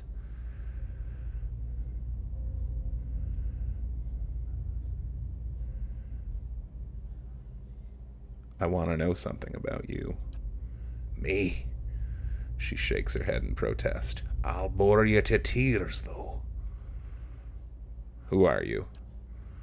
She breathes a mild sigh, sending a small beetle skittering from inside her cheek.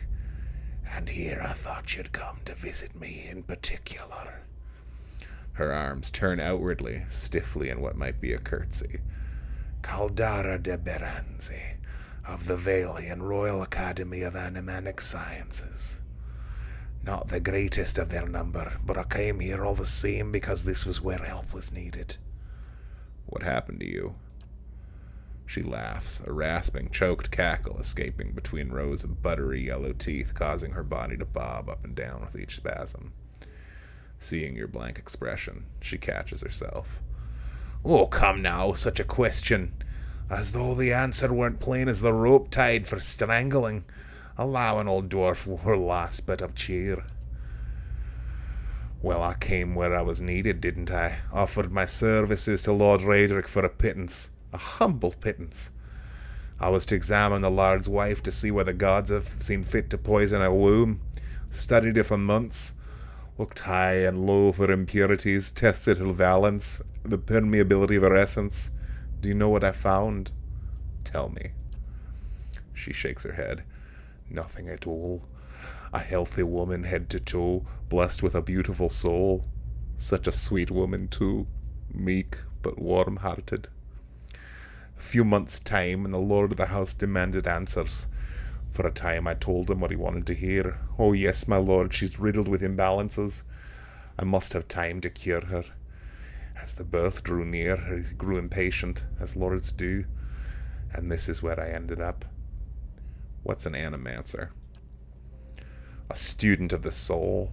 Something so basic, yet so poorly understood. But so many breakthroughs have been made in my lifetime. She chuckles. Had been made. Had been. To hear the locals tell of it, we're a gang of soul manglers that preys upon the weak-minded. And the worst of us are. But the best of us, the best, inspirations, miracle workers.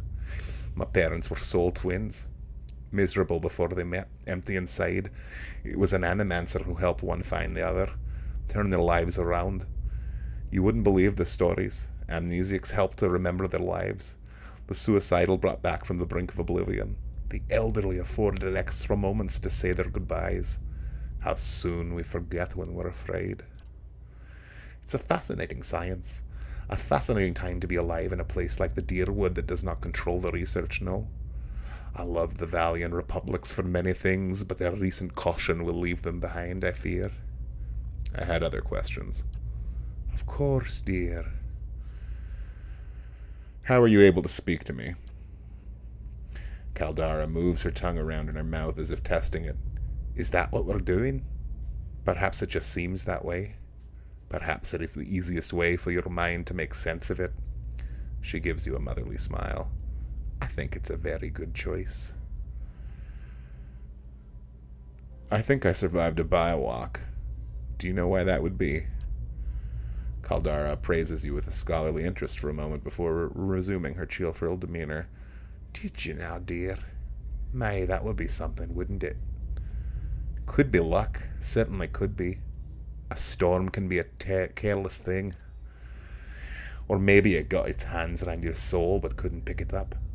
A soul can be heavy if it's stayed in one piece through its time. Strong souls, we call them in the trade. She smiles sadly at the thought. Called them. Those days are all behind me, no? You said souls break apart over time. Oh yes, entropy. Rimgran's work. We know little of why or how, but we lose pieces of ourselves when we die and pick up pieces of others when we're born again. But less than what we lost. We've tried to stop it with animantic sciences, but with little success, oh no. A very small few resist Rimgran's influence and stay together through some force of defiance, at least for a time. But they all succumb eventually, I think. She clicks her tongue. I need to understand something that's happened to me. She nods, a look of pity on her face as though consoling a child. The world looks a little different than it used to, is that it?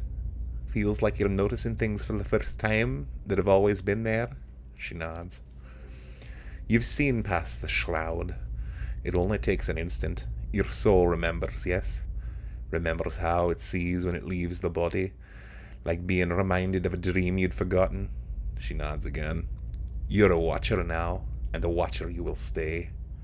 What's a watcher? What indeed? Long hours and many animancers spent studying such things. Not I, though, not I. I'll tell you what I'd know, though, since fair is fair, and here we are visiting, you and I, and reminds me of the better times. Souls pass on. Some say they'll Adra stones, which are the blood veins of the world. They leave this world for a time and are reborn into it, sometimes more than they were before, but usually less and seldom the same. For all souls, there is a time when they do not live, yet have not passed on. And those souls roam the world same as you or I, either leaving or lost, but no one sees them because they've forgotten how. A watcher sees, though, knows what to look for. And sometimes they know a person just by looking at them, know where they've been in ages past when their bodies were in other bodies, see memories even their own can't recall, a wonder to behold when all goes well, a wonder. What did you mean when all goes well? Oh, nothing to be afraid of, I'm sure. It's just much to take in for some. Sometimes there's trouble sleeping or other difficulties. She smiles at you reassuringly, fanning out a tuft of long whiskers with the sprouts from one of her cheeks. Oh. An inspired gleam crosses her murky eyes. You should see old Merwald. He could tell you much more than I. A watcher just like you. Helped many in his day. Took up in an old keep no one would claim. Not far, not far. Cade Newer, beyond the Black Meadow. He will welcome the company. Farewell. Goodbye, my dear. It was lovely visiting. Caldera closes her eyes and her head slumps forward over the noose, and your surroundings seem to bleed into your vision from some unknown place of waiting. Ooh, Crucible of the Soul. Don't know what that does. Aloth looks at you through narrowed eyes. Are you all right? You seemed lost just now. I'm a watcher. His arched eyebrows recede into his hood. Well, that is interesting. He gives you a sly grin. And I expect that explains your earlier reticence about your experience in the ruins, In any case, I appreciate your honesty. Since we're traveling together, it's probably wise for us to share these things. Do you know anything about watchers? Only that they're rare, and that they seem to have unique insights into certain soul conditions. He coughs, as you just demonstrated. Let's continue on. 17 and a half. The smell of pipe smoke, at once earthy and sweet, winds its way into your nostrils. Your eyes trace the smoke to its origin, where you find a broad man with a straw-colored hair leaning against a mossy rock wall. His pipe held to his lips with one meaty hand. He looks you directly in the eye, but the look is not aggressive. He regards you with a peculiar smirk. 17 and a half. Could be 18, depending on how you count the dwarf woman. I'm sorry? The dwarf woman. You were trying to figure out whether to count her as a full person. I think you oughta. What are you talking about? The people hanging from the tree. 18 of them. Last I counted, anyway. Aloth frowns. Is that what you people do for fun around here? He extends his hand. Name's Ader. Though to the people around here, might as well be 19. He looks up at you, looks up and down and grimaces. Don't think I'd put you much higher than 22, 23 tops, he tisks. You look like the sort that likes to get involved. What makes you think I was interested in the dwarf woman? He looks at you a moment, his brow arched, his smirk broadens. I was smoking over here, saw you staring at her. Twice I refilled my pipe. You never so much as blinked. Your mouth was so slack I took you for Raedric at first. What's it to you? You'll have to forgive my curiosity. Round here we prefer to turn a blind eye to our dead. Do you know what a watcher is? He glances about quickly and leans in. Careful, friend. Best not use that word round here. Could be any number of Raedric bootlickers within earshot. Ciphers, animancers, watchers, same thing in the eyes of folks round here. Raedric especially. They come through these parts, all in the time with their cures, preying on the desperate. None of them are who they claim to be. Of course, seeing you with that funny look, I'd be halfway inclined to believe you were having some kind of communion with that dwarf. Either case, maybe I'm not 19 after all. No offense. What's that supposed to mean? Hey, don't blame me. I don't have a say. You can take my word for that. This town's had it in for me for a long time now. Only fella who ever stuck up for me, well, he's number 18 up there. My headman on the farm. Used to be my captain during the war. The war? Saints' War. Only one in my lifetime.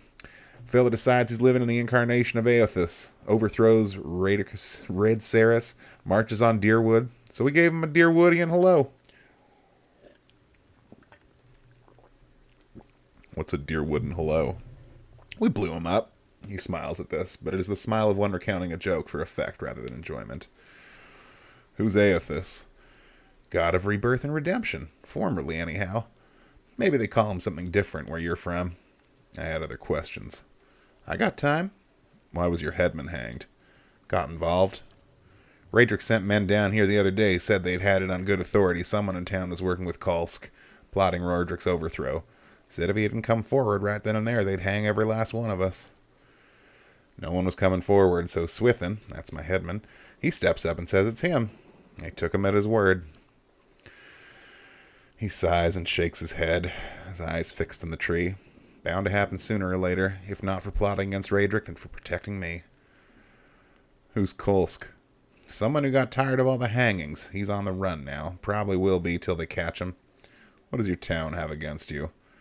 He shrugs. Pick the wrong god. That's what it comes down to. Used to be a lot of Aothos worshippers in the Gilded Vale. That mess of rocks over there was a temple to him, to give you some idea. Then one day someone named Requin shows up on Durwood's doorstep. Says he's the living flesh of Aothis. Got an army with him. Suddenly Aothis isn't so popular in these parts. My brother Woden and me, neither of us believed it. No way that was Aothis. He enlisted, then I did too. But he didn't make it back. After the war, people took to punishing Aothis worshippers, accusing them of treason. Got real ugly, especially after the legacy started. Folks needing someone to blame. I was safe because I fought. But then this rumor starts that he was on the wrong side. Then I wasn't safe anymore. Not till my headman stepped in, said they'd have to hang him to get to me. He looks up at the tree, his eyes trailing one of the swaying bodies. Seems that's no longer a concern. Of course, the townies didn't do the hanging these days. That's when Radric's men came. Got no problem doing the pointing. Aloth glances at you and lowers his voice. You can see why I was eager to leave. If you're next to be hanged, what are you still doing here? He gives a half smile. Drinking, mostly. Point of fact, I'm on my way out. I just haven't figured where I'm going yet. Not a whole lot of places out there that don't think Wadwin's legacy started with Wadwin. We could travel together. Where are you headed? Some place called Caed Nua. There's an old watcher there who might be able to help me. Seem to remember hearing something about that years ago. He tamed that place. People would seek him out for all kinds of things. Troubles of the soul, questions for the departed. Of course, that was back when you didn't have to say watcher with a hush on your breath. Something kindles in Ader's eyes, and the vigor of purpose finds its way into his voice. A man such as that, there'd be things I'd want to ask him. Don't know why I never thought of it before. He scratches his beard absently with a callous thumb. Not sure how I feel setting out with a stranger, and a strange one at that. But truth be told, you might be the only one in town who wouldn't feel some relief seeing me swing from that tree. There's a fine reason if I ever heard one. He shrugs. All right, then. Guess I'll do some sightseeing. He glances briefly at the tree. Long as you're not the one picking the sights. He tilts his head forward and gives you a pointed look. Let's get going.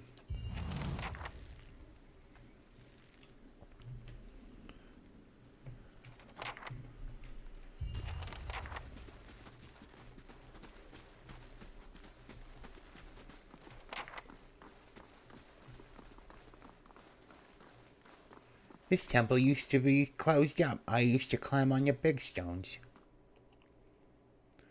Let's see what's in this temple here.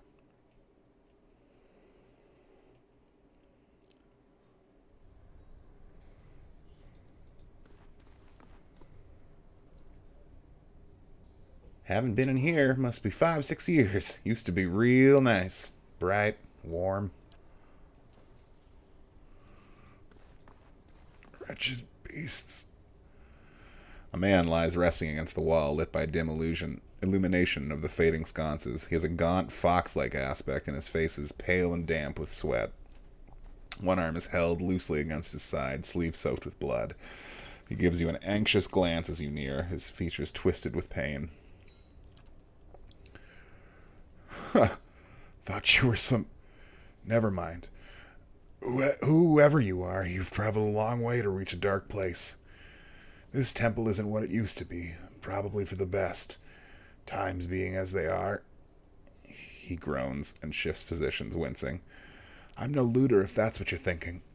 Not one of the faithful either. Just wanted to do some good, I suppose. Got my arm clawed up for it. He regards you warily. Maybe you'd have better luck. Better luck with what? The man points a finger upwards. These ruins around us used to be a temple of Aethys. Scattered god. A grand temple at that. His worshippers would come from all over the Deerwood. From Red Ceres, even. Not so much from Red Ceres these days. Until the war, of course. Even then, you'd get some of the stubborn ones. The ones who couldn't get it through their heads that their god was dead and gone. Get to the point. As you like. Once the legacy started, Lord Raedric decided he'd been too lenient on the Aethosians.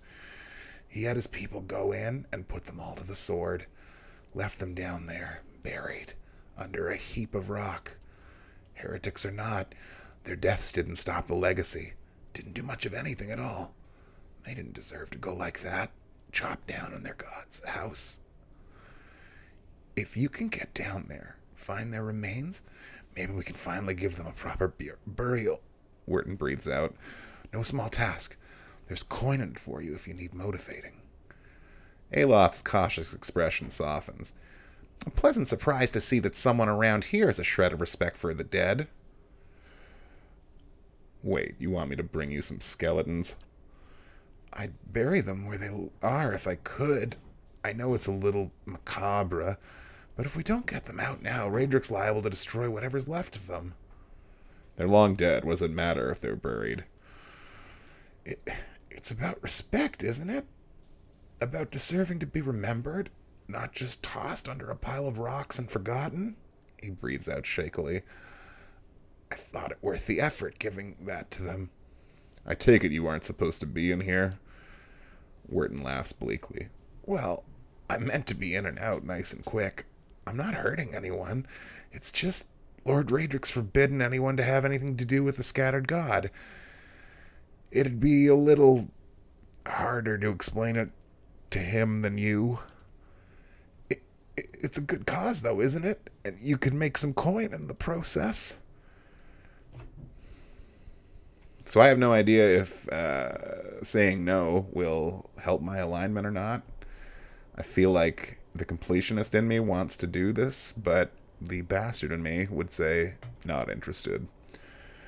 The man sags back against the wall and raises a hand apologetically. Fair enough. Just thought, since you're down here anyhow, I could use the help. I'd be willing to make it worth your while if you change your mind.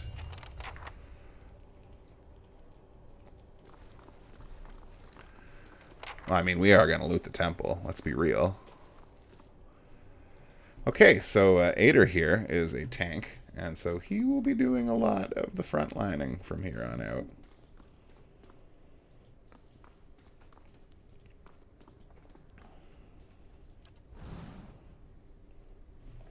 What do we have here? A Will-o'-the-Wisp? Well, as it happens, I've got a magician now.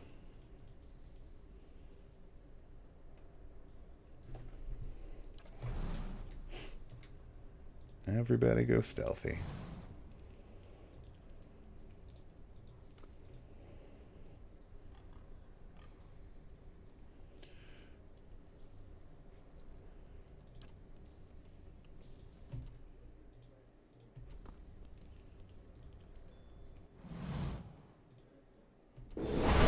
Oh, there's 3 of them. Oh, they don't get... Okay.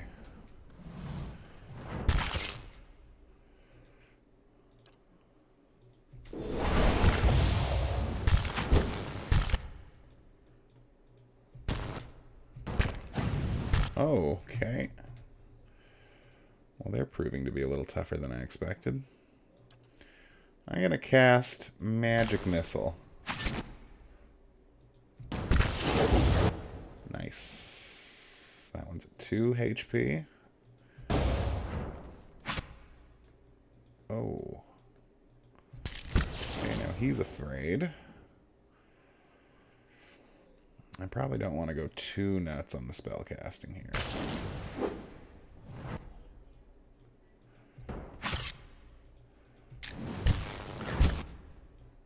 Alright, I think it's time to fire sword this guy. Oh, I should just have that on all the time, huh?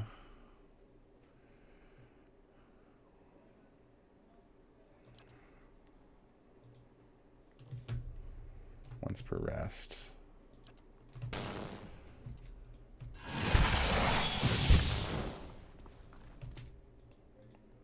Okay, well, I hate to use another level 1 spell on this thing, but I really don't want to die.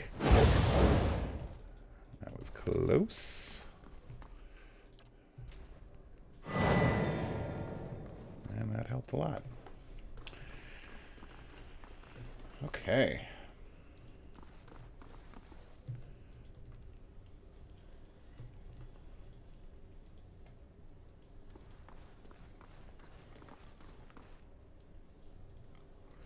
This parchment is worn and tattered, and the ink upon it faded. In this time of hardship, must have just as much faith in ourselves. Spooky. Oh.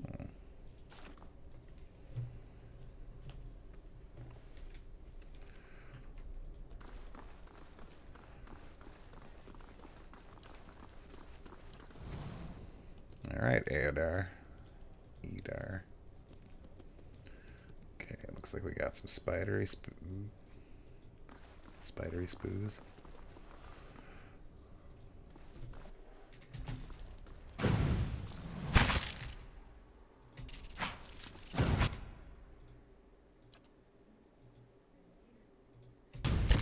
That's a lot of spiders.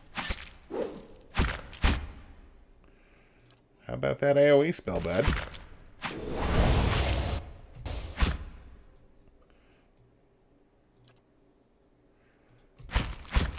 Ooh, he's down. Ah! Well, this isn't good at all.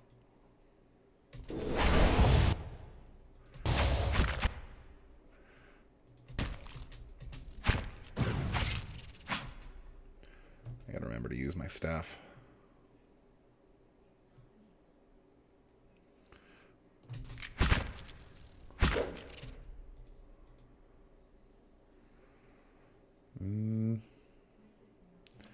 Again, don't really want to waste all my spells.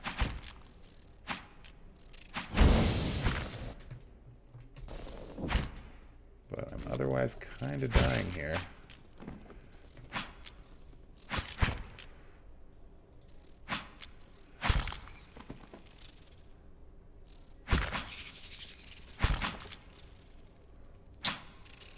Thank goodness for this fighter. Oh, but not thank goodness enough.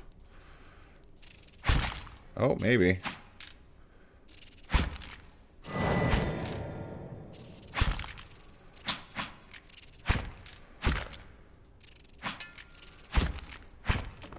Ah.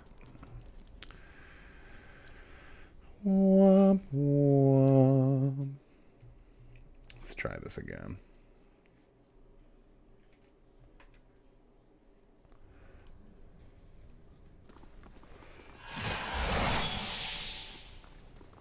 Wait, what was that?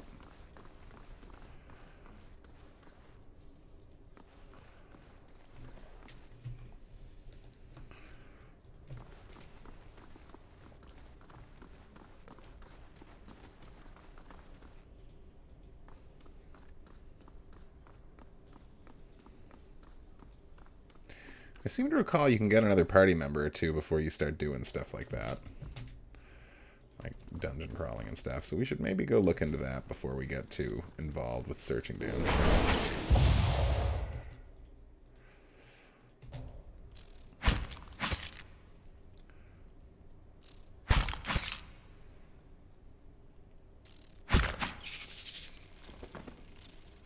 Alright, pulling one at a time is probably better.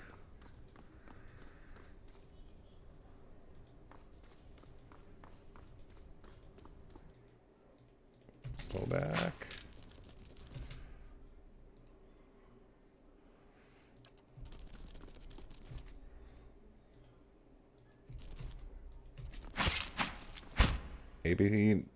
ABBN, always be bottlenecking. Alright, wizard. Cast me some spells, please.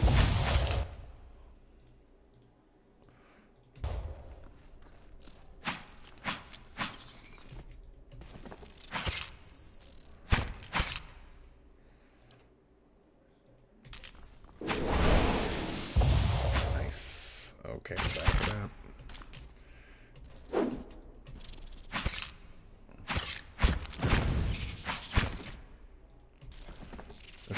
Much better this time. This guy might want to pop his heel soon. Oh, look at this. He's got magic armor.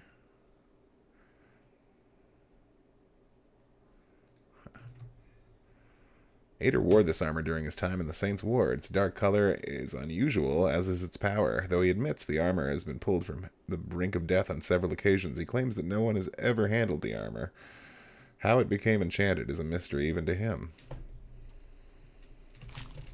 Okay, we need to do some healing here.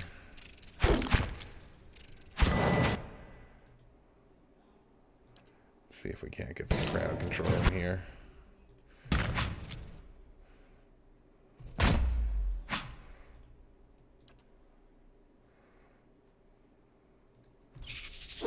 Okay, that spiderling's down.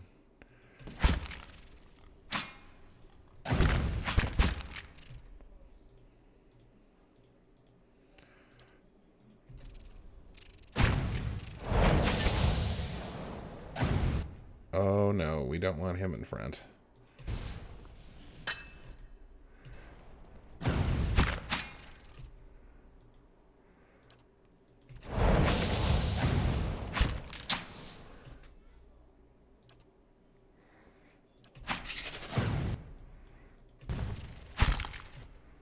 Ugh.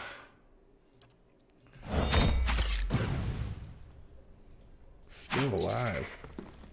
There we go. Bruised ribs.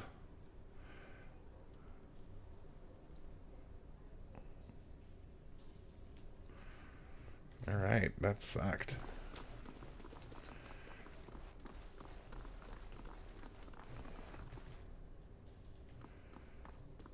The red-brown smears flake away under the toe of your boot.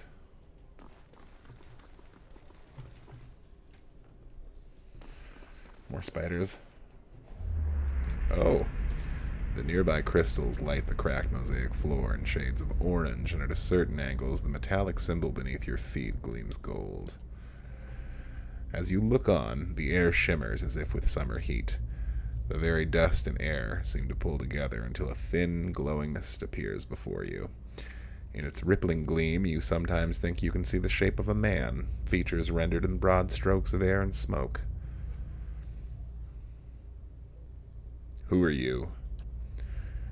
Your voice sparks movement. The spirit surges the sudden blazing light, and in the next moment you are somewhere else, your mind assailed with a sudden wave of fear and noise. You are in the chapter hall. Priests and faithful have gathered in great crowd, spilling into the hall. Bodies press against you, surging forward to listen. Your own grief is mirrored in the faces around you. Some of the initiates are weeping. Someone has snuffed the candles, and the room is dark, save for the podium, lit from behind. Two people stand before it, lit in silhouette. A man is shouting, voice so ragged with fear you cannot understand what he says. But the rectrix stands calmed, unmoving. Her strength will see you all through these dark times. You feel that hope, like a spark behind your ribs. Somewhere behind you, someone begins to sing. The spirit tears itself from you with a sudden, dizzying force, and you find yourself back before the ruined altar, swaying. The spirit fades as suddenly as it appeared.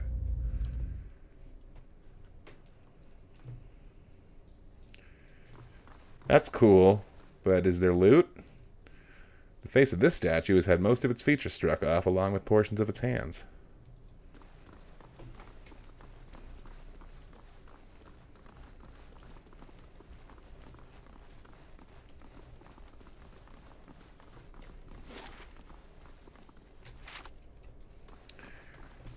Let's go see about picking up my other party member, huh? That was fun and all.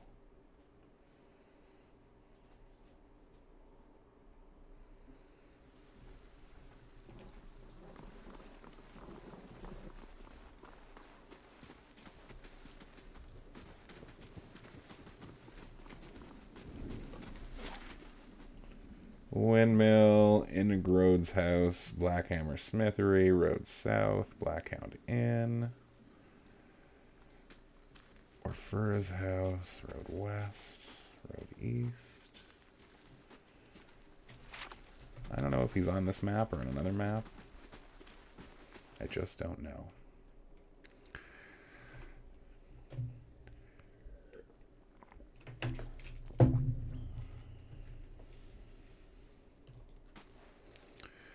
This man and woman appeared to be deep in conversation, working at closing two bulging satchels. They move to embrace until the woman notices your approach and pauses, her smile faltering a little. "Can we help you?" She looks to her companion, brows furrowing with confusion. "Do you know this man, Nanton?" Nanton coughs. Yes, I think we met in the Valewood. I warned him about the bear." He inclines his head. "Glad to see you made it. Is there something else you wanted?" "You two are in good spirits for people who just lost a friend." That's unkind of you to say. I'm grieving my husband, in my fashion. I'm only sorry I could not convince him to leave Gilded Vale before this happened." "I'm relieved to be rid of this terrible place, that's all. It's cost me the greater part of my life, and now my husband, and I'm glad to be free of it." "You two seem to be in a hurry." "Yes, I imagine so," Ingrid laughs. "We're packing for a trip, actually. I've been meaning to visit Defiance Bay, and..." She looks at Nanton. "Well, in truth, I think I've had my fill of this town." Nanton reaches to take her hand. "It's time for some new scenery," he says. "Is there anything you can tell me about Gilded Vale?" Ingrid smiles wryly. "Only that you'll want to be moving on as soon as you can. You'll have seen the tree, I imagine. But the rot goes deeper. If you were looking for work, I'd say you have a better chance of it elsewhere." "We're headed for Defiance Bay ourselves," Nanton adds. "Goodbye."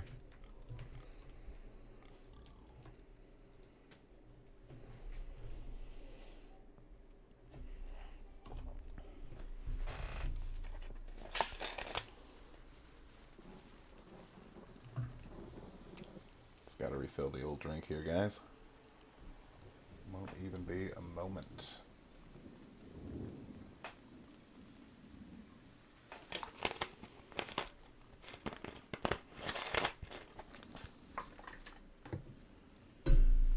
Ding.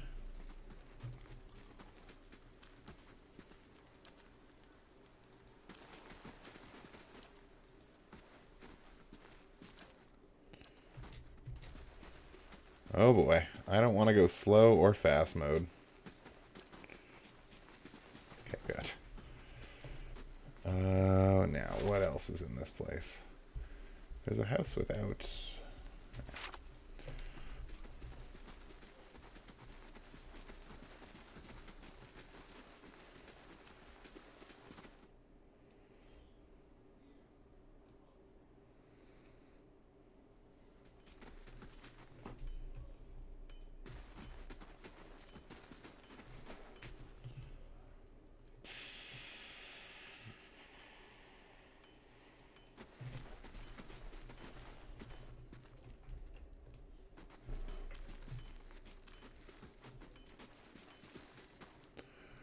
This Amoma man, Amomawa? Anyway, it's my race, so I should know it. Omoa, that's it. This Omoa man is of an impressive build, towering above the countertop. His skin is dusky blue of the deeper oceans, and his thick arms boast corded muscle. Small frame a square-jawed face coated in smeared soot and arcing black tattoos alike. Coastal Momoa. He grins, revealing a row of pointed teeth. Welcome. Good to see a new face. Is it armor you're wanting or a good blade? What, is this your shop? That it is. Been here near on 20 years now. Seen all manner of things over the years. Good luck and bad. Toatanu glances at the guard standing watch along the wall, but the Black Hammer smithy remains. What do you have? You come to us at a strange time, I'm afraid. The stock's not what it used to be, but we've fine weapons and armor to offer yet. All forged right here at the Black Hammer. What happened? We just don't have the supplies. Been expecting the next delivery for near on a week now and haven't seen a sign of it. Have to expect they were hit by bandits. The road out east is crawling with them. Or my workers ran off with the wagon themselves, maybe, to make some coin. Toatanu snorts, as if that lot would dare. He's right about the bandits. The dire situation in villages like this and the exodus to the cities has created far too many opportunities for unscrupulous sorts. Toatanu stretches his jaw, thinking, if you happen to be headed that way, maybe you could keep an eye out for a supply wagon. Or my shipment, at least. They'd be cutting through the Black Meadow, I expect. Only good road for it. As it is, most of our weapons go to His Grace, Lord Raedric. Toatanu glances at the nearby guard. And that's as it should be. But it doesn't leave much for outsiders. We just don't have the iron.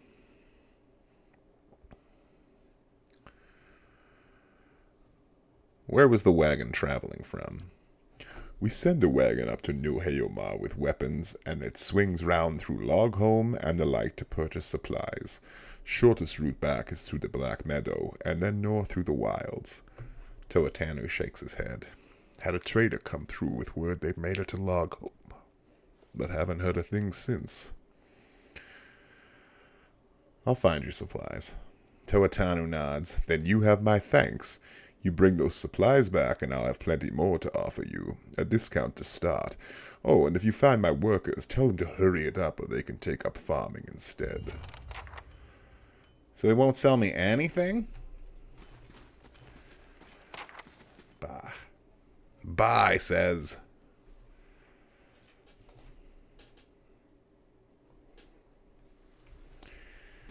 Alright. Been there. Haven't been to the windmill yet.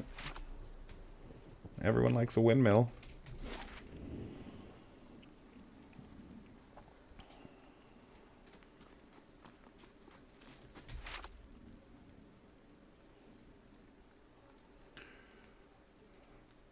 We know there's more grain in there, Trumbull. We won't settle for scraps while you grow fat on our crops. A muffled shouting emerges from inside the mill. The first of you drunkards comes through that door gets a shot between the eyes. God's hear me, Swainer, I'll put you down like a dog. Come away for now, lads. But we'll be back, Trumbull, and we'll have fair prices, or by flame we'll have a reckoning.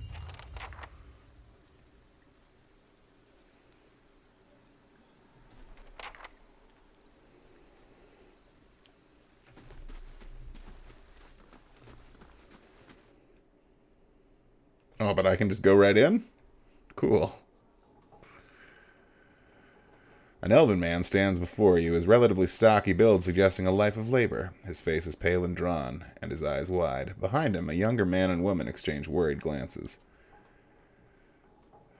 The miller raises a club as you enter and shakes it violently in his grip. Get back if you value your life. Put that down before you get yourself hurt. Trumbull only raises his club higher. I mean it. I won't have Swainer and his lackeys threatening my own mill. Who's Swainer? The dwarf. The one standing out there spreading lies among the villagers. Bastard's been here for decades, and he hasn't gotten any kinder with time.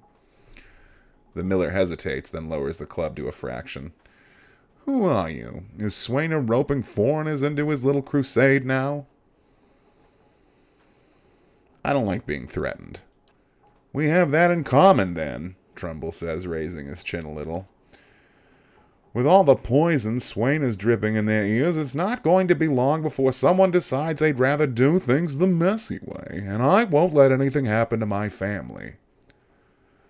Fine, then I'll be on my way. I'm not going to ask them all about what they need. Ooh, my character's biography writes itself as I go on my adventures.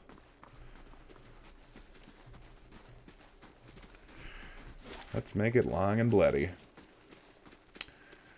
Well, just going to check this house, and then I guess I'm going to check the inn again, and then I'm going to move on, because he might not even be in this town. But I'm going to probably stay at the inn again, because Ader's, like, ribs are broken and stuff, so... Can't have anything bad happening to my spirit pig.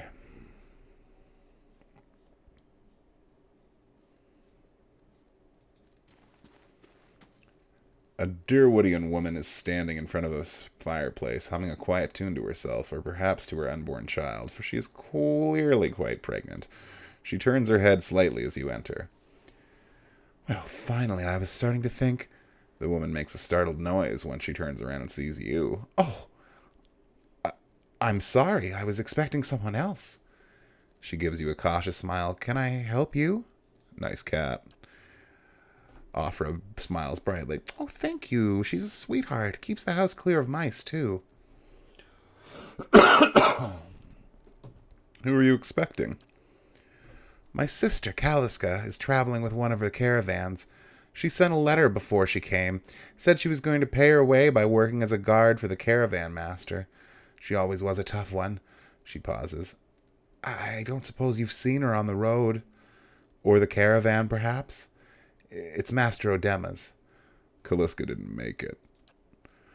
Alfura covers her mouth with a hand, eyes wide with horror. For a few moments she can manage nothing but a strangled, voiceless gasping, her eyes brimming with tears. I knew. I told her it was a dangerous path to take. Kaliska was always so certain she could take on any danger. Ofra sniffs.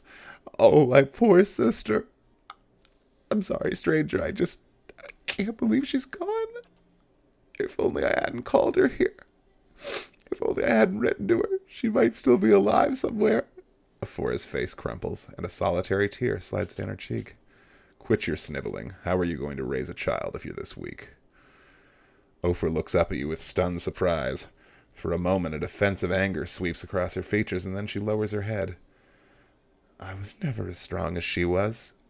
All I ever wanted was this quiet life, and now there'll be nobody to help me. Why did you send for Kaliska? Ofra wipes her eyes. I'm worried about the baby, about the legacy.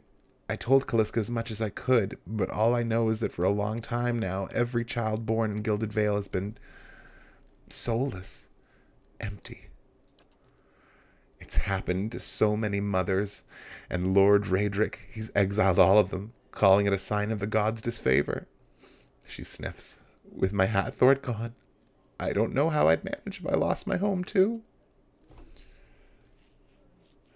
I hoped Kaliska could help me, but they say Ranga, the old midwife, knows a way to prevent the child from being hollowborn. But she moved south to Anslog's Compass 2 seasons ago. The journey's too far for me. I can't make it as I am, but I don't have anyone else now with Kaliska gone.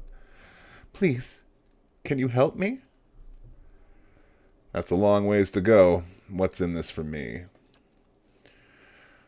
I can only offer you coin, but Ranga has many potions and crafts for sale. Maybe you'll find something of interest? So it wouldn't be a wasted trip. She sniffs. I'm sorry, I don't have much. You're welcome to some of my food if you want. I have fruit. I'll think about it if I ever head that way. Ofra nods, Ofra. Through her expression fails. That's all I can ask. Thank you. She takes a shaky breath. I'm sorry, I need a moment. She turns away, covering her face with her hands. Fruit, you say, huh? Grain? Grain's not fruit. Neither is rice, milk, or sugar.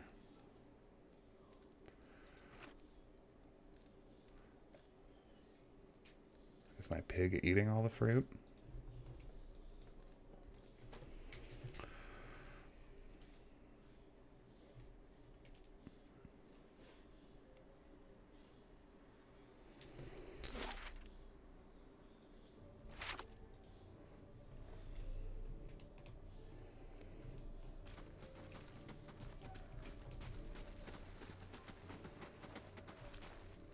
And then I told her that's not the pistol.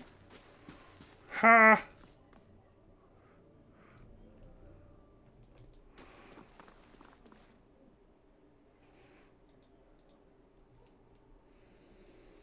Time to get ourselves another night in the common room.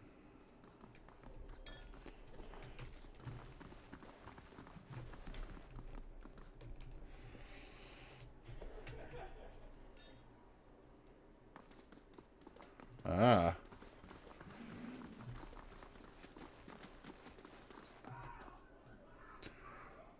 Don't know who you are, not much care. Keep walking. We're not here to chat with foreigners.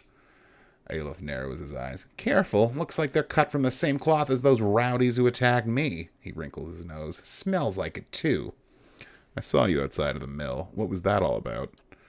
Well, someone fancies himself a meddler, eh? What's that about? It's about Trumbull thinking he's king of the town on account of he's got the mill in his name.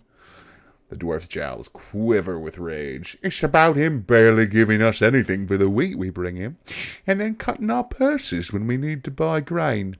It's about farmers going hungry while some bastard gets rich off their crops. That's what it's fucking about. Now shove off. Well, what are you doing in here, then? What's it look like? Drink until I forget how much I want to put a pitchfork through Trumbull's face. What if I buy you all around? Will you talk to me then? Swainer considers it briefly. He looks to the others. Fair enough. You bring us something to wet our throats, and might be I'll feel up to trading words.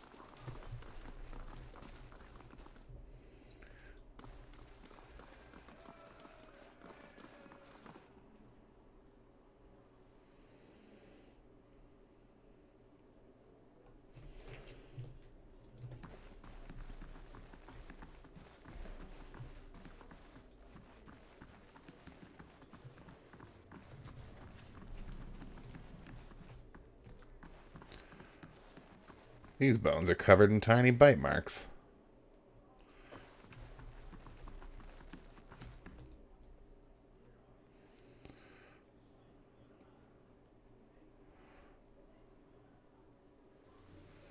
Yep. That's not where I want to go.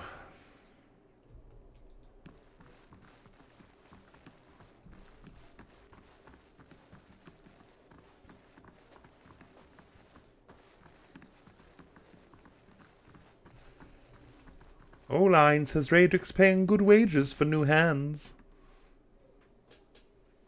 Indeed.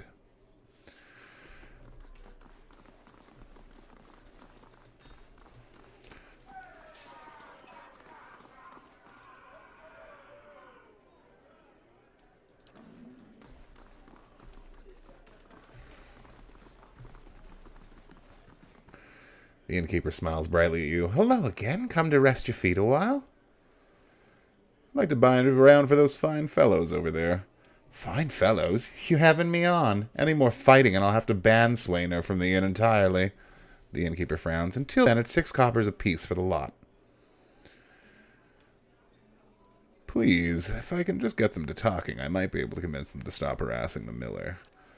The innkeeper studies you warily for a moment and sighs. Well, that's all right then. Here, 3 drinks for the 3 fools. You get them off Trumbull's back, and maybe he'll be a little less stingy with his supplies. Added 3 beer to my inventory. You again, what do you want now? I've brought drinks. Hey, so you have. By the flame, I never thought I'd be so happy for a mug of the Blackhound shit beer. Gods, that's good. All right then, you've got my attention. What is it you got to say that's worth a round of drinks?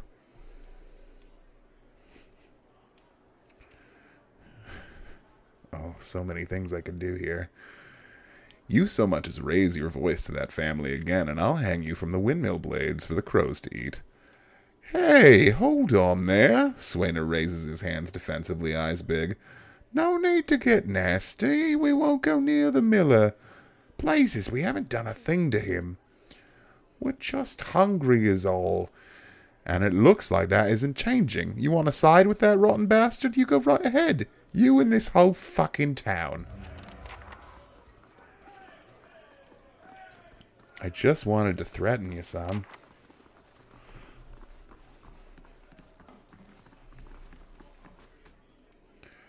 Do. Get a room here at the inn. Rest our problems away.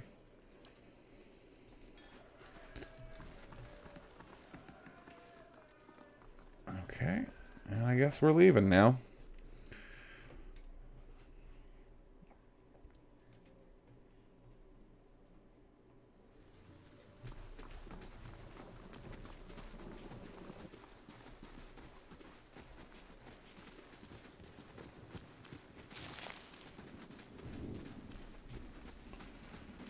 Me and my spirit pig, we're gonna rule this world. Spirit pig, spirit pig. I'm glad the enemies can't kill you. Ah, Magrin's Fork. Seems to be on my way to Cadnua. Take me 4 hours to complete my journey from the Gilded Vale to Magrin's Fork.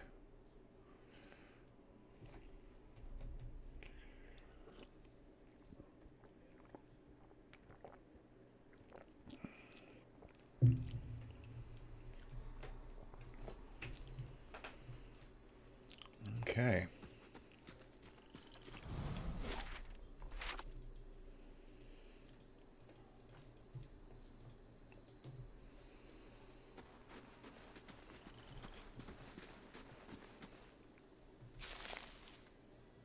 We got wolves.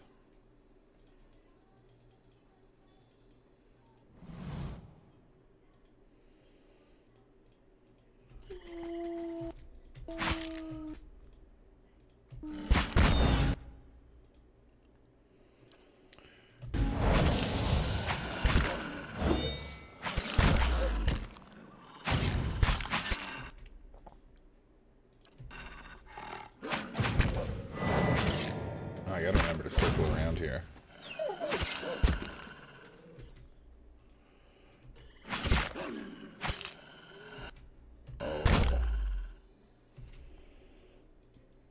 Well, two can play at the knockdown game, Sonny Wolf. Or I can just kill you. Got him.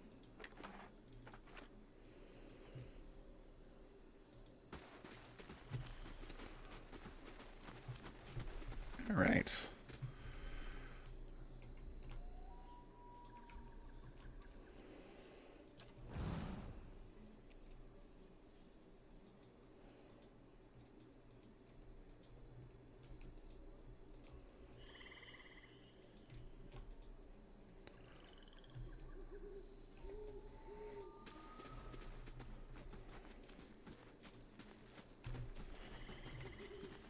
Oh, that looks like a ghost.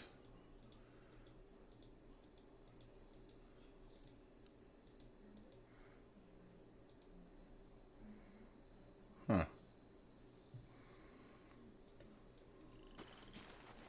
Let's bring my character close to that address, since weird stuff seems to happen when you do.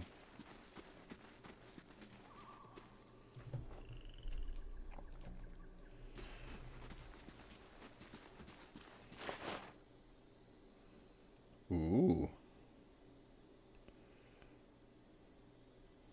Better damage. That's a yes. Huh?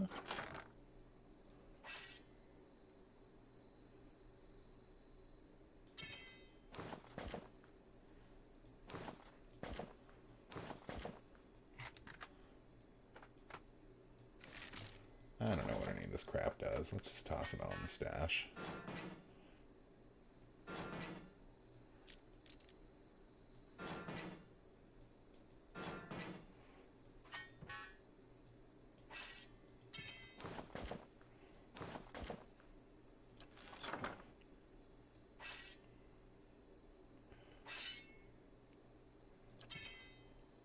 Okay. That'll do it. Sweet, a better weapon. Nothing worth taking around here.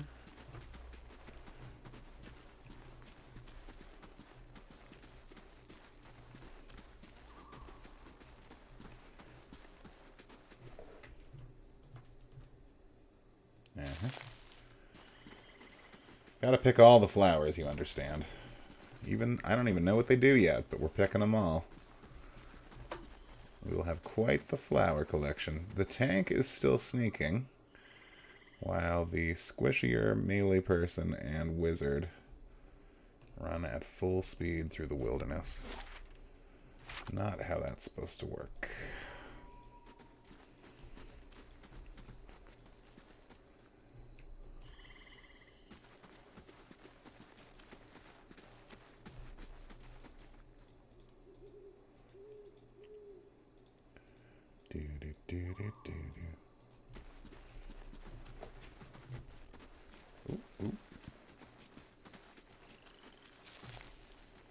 Lots of this St. Jaren's horn everywhere.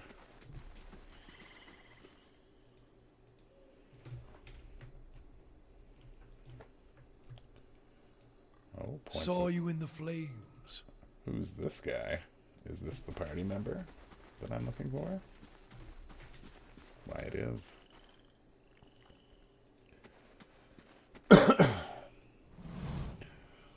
Squatting at the base of this statue is an incredibly ugly man with bulging red cheeks raked by pox scars and a scraggly beard.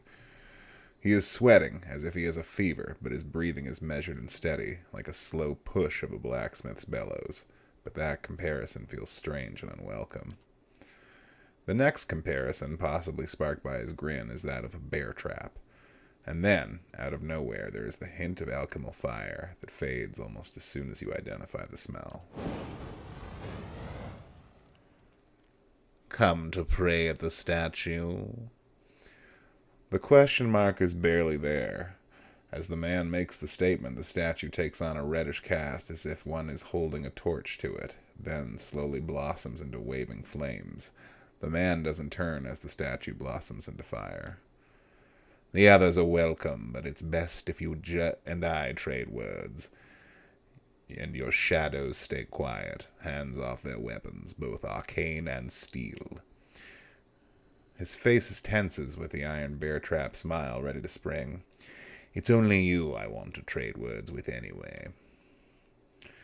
I swear before the whore that is Magran, no harm will come to you and her shadow, if that's a promise for you. If not...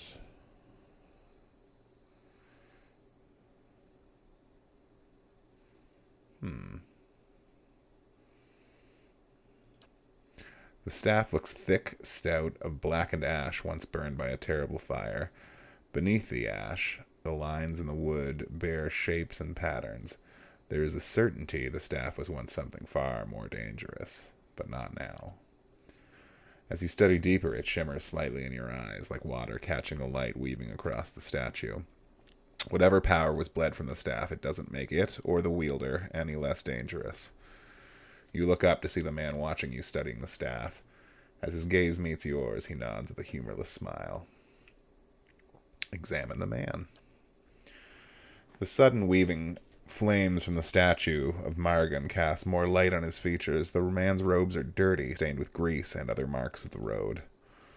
The hem of his robes, including the sleeves, are burned at the edges as if he walked a great distance across a fire, then reached into the flames with his hands to pull something out. But while his hands are thick and callous, they bear no burn or scorch marks. I didn't catch your name or why you want to speak with me. I didn't give it, the man grunts. You probably find names as useless as I do. His hand tightens around the staff. The names that litter this world like debris are hard enough to wrap around the tongue, and what do they matter? It's what's beneath the skin and the letters I care about. What burns within. It's more important to me that you're a watcher than whatever culture or accent decorates your letters like awkward crowns. Take pride in your actions, not where you hail from. The man's staff blossoms with fire for a moment, then the embers settle. Or how your name rolls off whatever liar's tongue coats it now. If you need a title to hang on me to match your own, Watcher, then call me Durance. And, as you observe souls, I test them. How did you know I was a Watcher? Durance shakes his head, his hand curls tightly on his staff. I can see questions bubbling up. Let's burn them away one by one. I'm a missionary. I walk this diseased nation with its heathens, its people so careless with spirits of others and their own, watchers among them. Yes, I know for what you are, and your name doesn't interest me. Names are for honest folk, and you are a crack that shines light from another place. We're meant to travel together, you and I. Saw you in the flames. Not your face, but that soul of yours. He grunts again, his eyes narrowing, all tightened up like a huntsman's knot. You saw my soul in the flames. There's things we can teach each other if you're in need of answers in your mantle of questions. I don't force my words on anyone other than you. I don't care who walks with you or what their mewling problems in politics are. There's enough howling in the world without stoking that fire. I won't take from you your provisions, don't need much on the road, I can carry my weight. He inhales again, giving you the impression of a blacksmith bellows, and he smiles almost proudly, which is considerable. Many will stand against you. He stares for a moment, his brows creasing. They probably already have, and from what I can see, left their marks, it seems, like a trail worming its way behind you. If your stone mistress there allows it, then come on. Her? Durance glances into the statue, then gives a low chuckle. Don't fear her jealousy. His chuckle dies into a smile, a genuine one. Let us see what this road holds, Watcher. Hooray! I got an extra buddy. Now there's another one for me at Cadnua.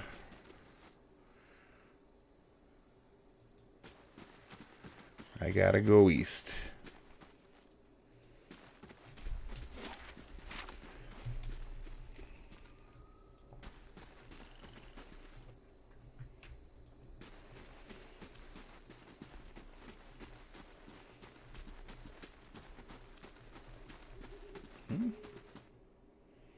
Let's just check out this house.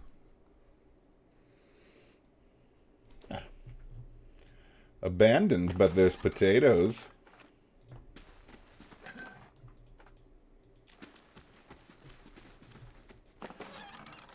Hey, there's a grappling hook to do that thing I wanted to do. And some camping supplies, so let's go out and have a camp.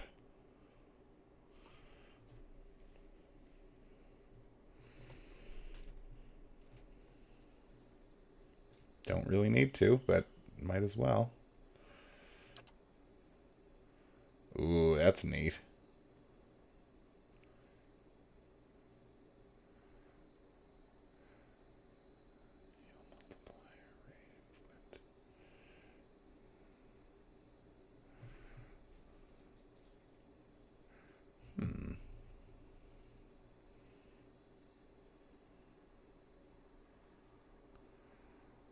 I guess if we're running around woods and stuff, we can do that.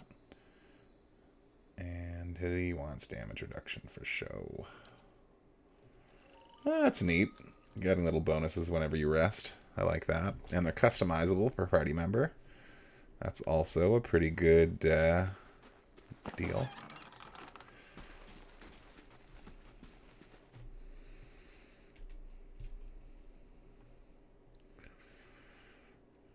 I want to thank everyone who's tuned in tonight. Whoa, whoa, whoa, whoa!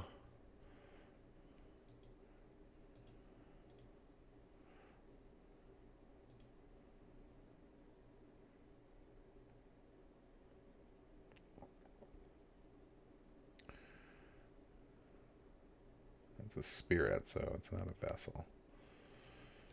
So what does that do? Creates a field of holy energy around the priest, burning any vessels in the vicinity and regenerating a modest amount of endurance for all allies. The power of the priest's holy radiance is modified by how well his or her reputation align with the preferred behaviors of his or her faith.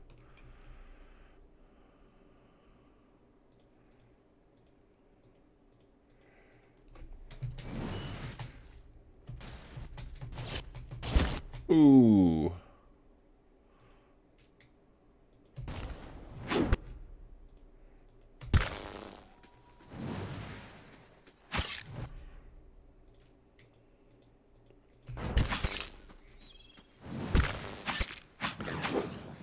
Nice. Take that, will-o'-the-wisp. You don't shoot my wizard with lightning. No, sir. Anyway, yeah, I think I was in the middle of thanking people for tuning in tonight. It's been super cool to have an audience. I believe I'll be playing this for at least another week before we switch over to horror games for October. And we might come back to it afterwards. I don't know. Ooh, Orland's Cradle. Very nice.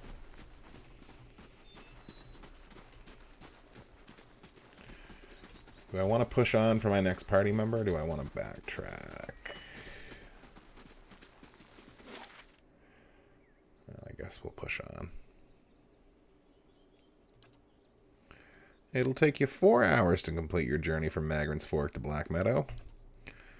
Into it.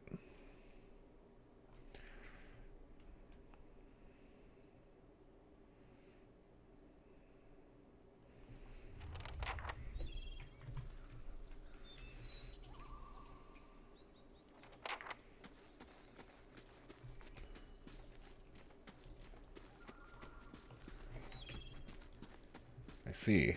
It's literally a black meadow.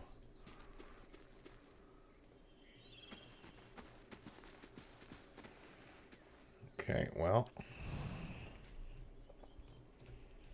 Again, we're just gonna bypass this as best we can.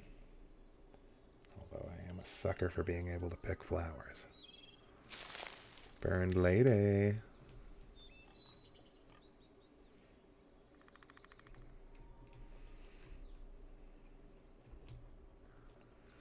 I wouldn't be too shocked. Uh-oh. If this happened. A forest troll. Okay, let's back it up a bit.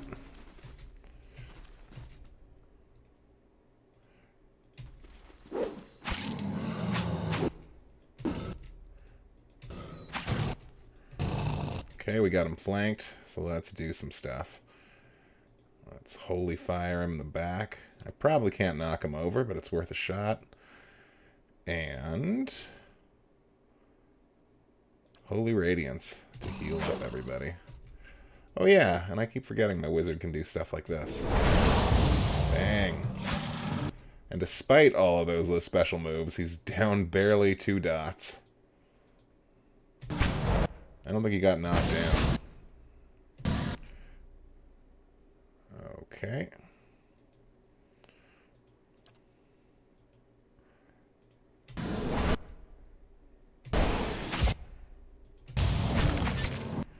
Oh, he's down to 1 dot now. Boom. Troll destroyed. Troll skin.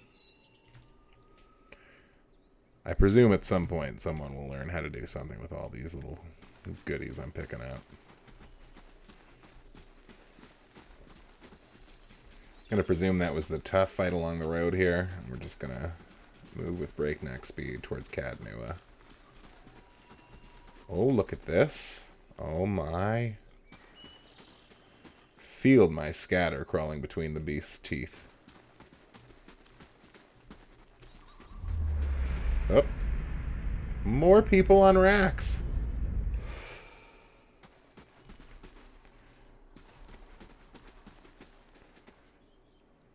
The bones feel hard as stone, yet surprisingly light. 18 hours to Cadnua. Equipping a shield increases a character's deflection. Larger shields can negatively impact a character's accuracy.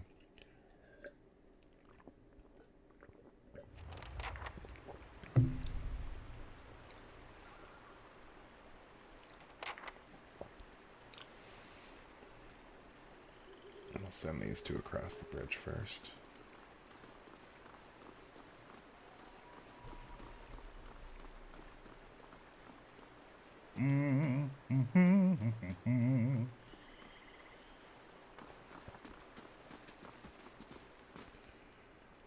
Just off the side of the path into Cadnua stands an imposing figure, a tall, thick-set Oamoa, clad in worn armor and peering up at the outer walls of the keep. In his hand is a small piece of charcoal, and it works feverishly at taking notes upon a small scrap of paper.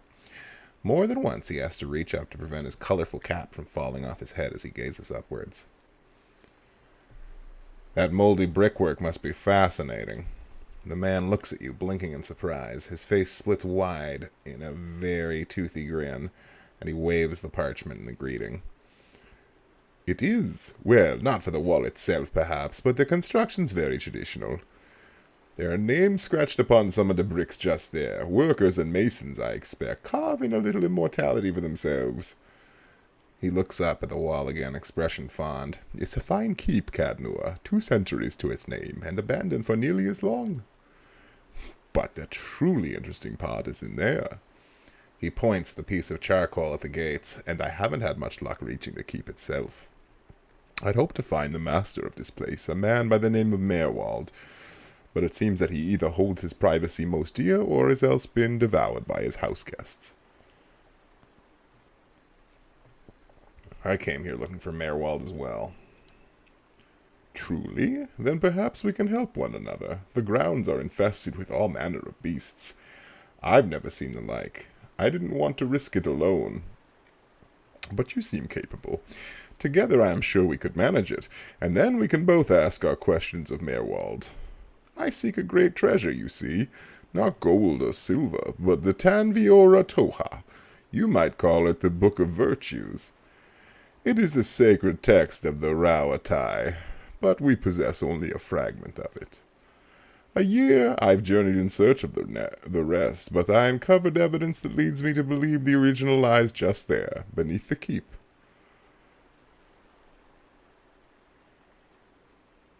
Why would this Tanviora Toha be here in the Deerwood? Precisely. That is the very question, he laughs. It is a long and twisting tale, my friend, as all good chance should be. I can tell you more if you wish it in time. Let's go meet Merwald, then. Excellent. Lead on, my friend, and I will be at your heels. Wait, speaking of that, I ought to warn you first. Andra's teeth, I nearly forgot. I, at times, have been followed. It began in Adir, and in Ixmantle they attacked outright. I believe they do not wish for me to find what I am looking for. I say believe, but I have been told as much by one of my would-be assassins. He snorts. I pay them little mind. Humorless sorts in long robes, but it's why I bought the sword, you see, and it's only fair that you should know. You seem very calm about this. Well, it's not as if I'm going to turn around and go home at their urging. If their previous efforts are anything to go by, we have very little to worry about. And there we go. That's our first 5 party members right there.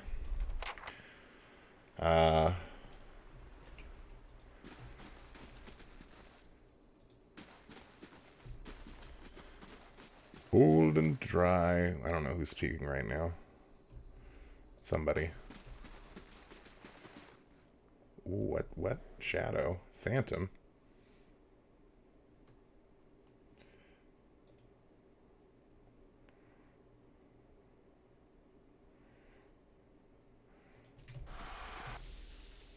Boy, that's a lot of things I don't want to fight. March of the Kamoa. I don't know much about Chanters, which is what our new friend is. And, it's something to look up for next week, I suppose. But for now...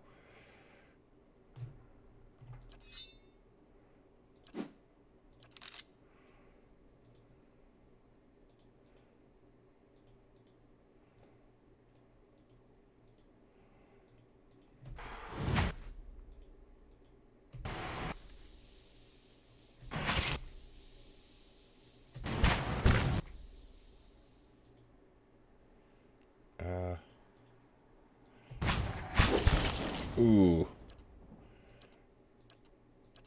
Is he stunned?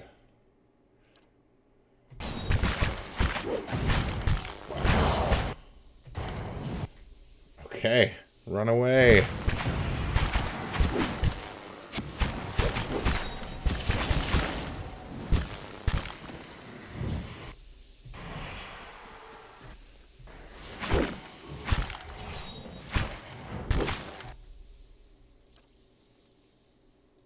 So much for that accuracy boost, huh? Run away.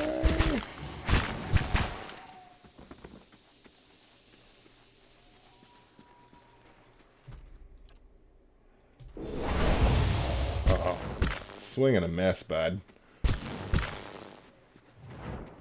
No, I think that's a quick load.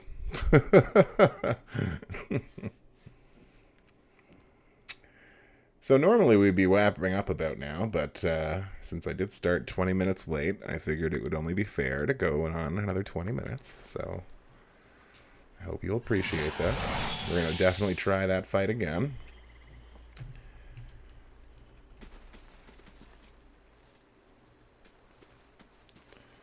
This time we'll do our old bottlenecking trick.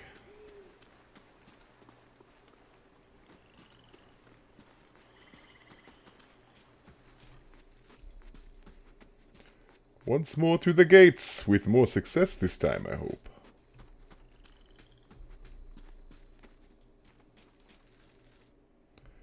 Alright, you get your butt back here.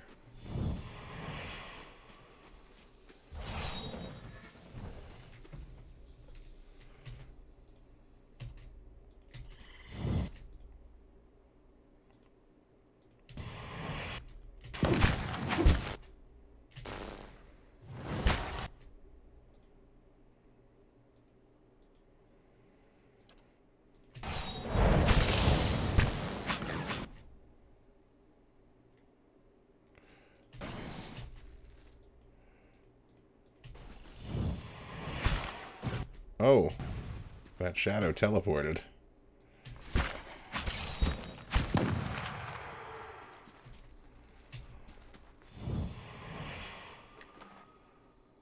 Spirit residue. Okay, okay. We got a couple.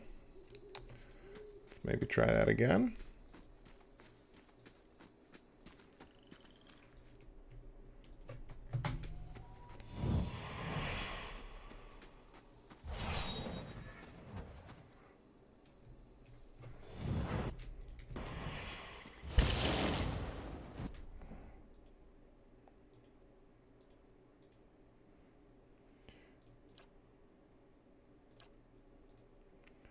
Burn you with some holy fire, son.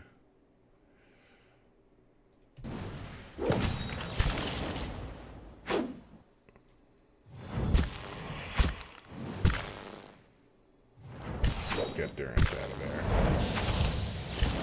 there. Ooh, not you.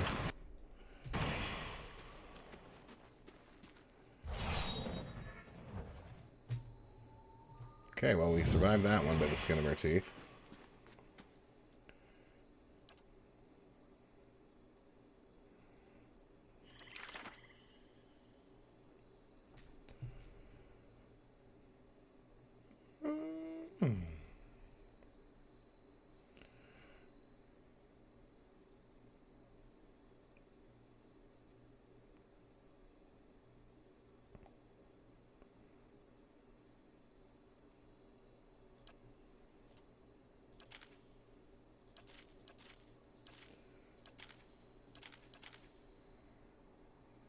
I have no idea how that works.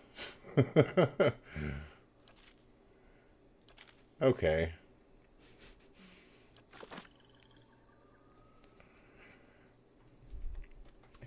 Anyway, it's now 10 o'clock, so even though we're not stopping, I figured I'd go ahead and thank my usual sponsors for their wonderful help with keeping the Son of Stapes variety program active at all times. This might have been a little bit reckless of me. We seem to be okay.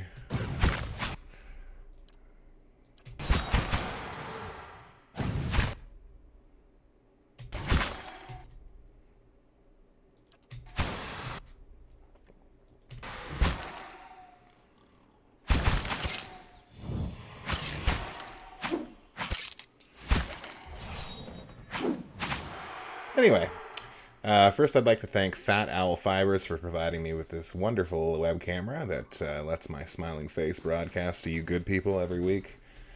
I know I'm not much to look at, but you wouldn't see anything without the thankful help of Fat Owl Fibres. Fat Owl Fibres are a local craft-making concern here in Ottawa. They make all kinds of really cool pop culture crafts, including, well, anything really, the gamut of Pickle Ricks to stuffed David Bowies and Freddie Mercurys. You know, they're pretty much game for anything if you have the interest. You can check them out on Instagram. That's Fat Owl Fibres. I tell you what, you'll be happy you did. The other people I'd like to thank are Scout Vintage Thrift for providing me with this awesome microphone that lets my dulcet narrative tones drop on you guys every week. I mean, it might not be the most popular stream in the world, but this is what I do. I do voices over RPGs, and without this microphone, it wouldn't sound nearly as good. So a big thank you to Scout Vintage Thrift for hooking me up with this lovely microphone. Scout Vintage Thrift is a local, mostly women's, but some other men's vintage clothing concern. They sell all kinds of neat stuff. You can check out the offerings that they have on Instagram. That's Scout Vintage Thrift.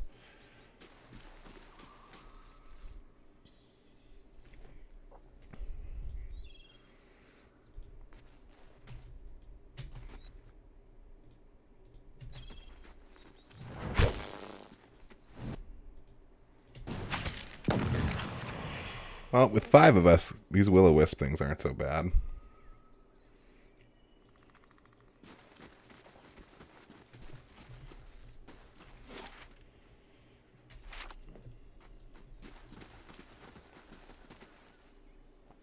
One side of this pillar is graven with hundreds of whorls and ridges.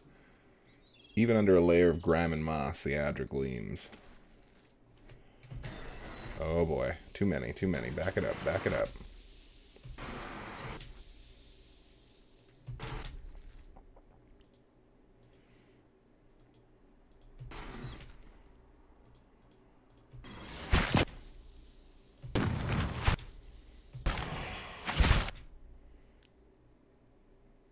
Oh.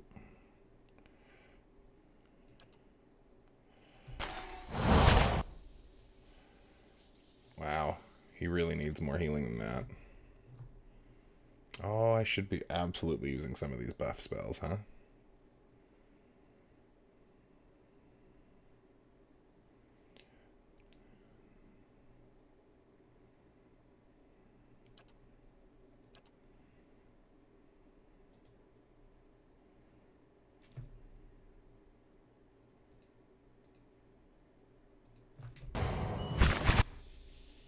Ooh, he's down. That's bad.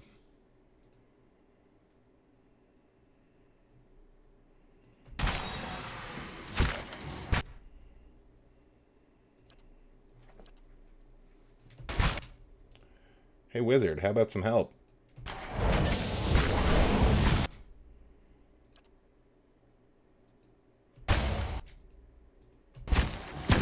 Ooh. Well, this is looking mighty reloady to me.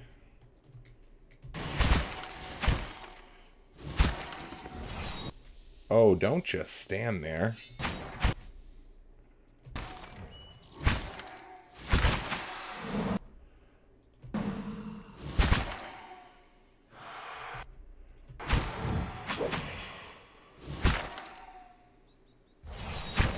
Womp womp. Well, we almost beat them. But almost doesn't count. Okay. Just got to be careful not to pull too many guys. That's really the biggest thing I've done tonight, is that if I just run right in, I pull too many guys. But if I sneak in bit by bit,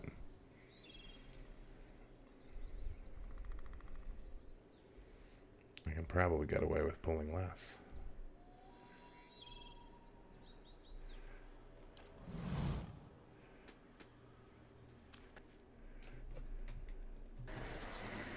See? Well, sorta.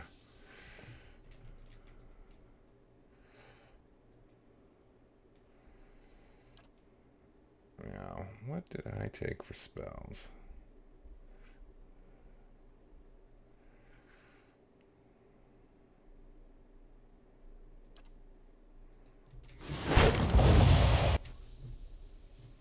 That helps.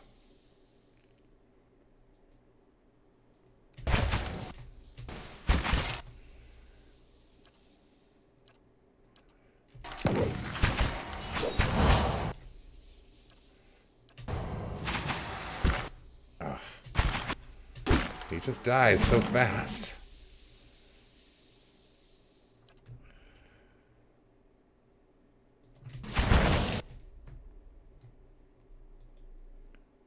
Speaking of dying so fast, Durance is just about out too.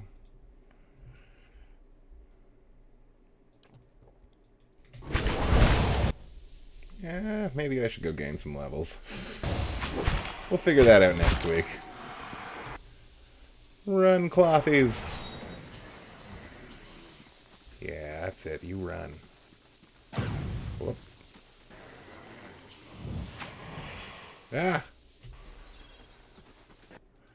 Ah! Wow. Run! Run, new guy! No. Nope, nope.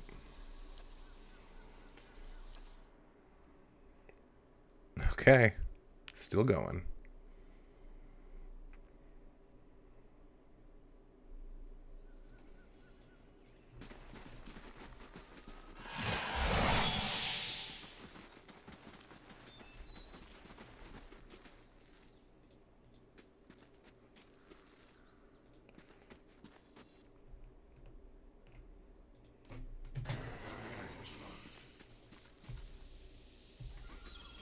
Like, I don't even know which of these enemies I should... Okay, this is too many guys.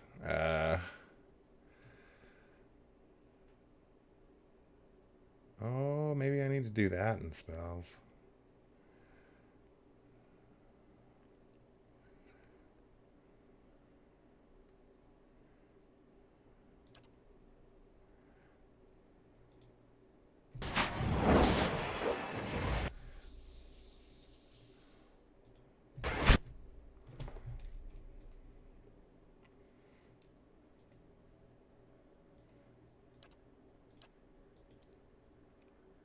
Oh, that's area of effect?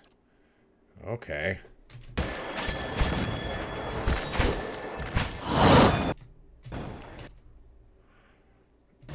Wheel.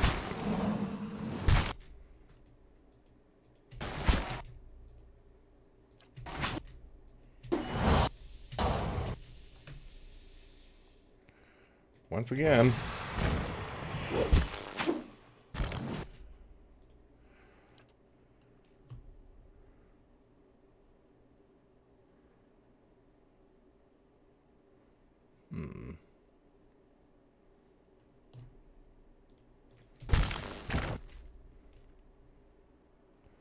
Small Earthblight. That's not good.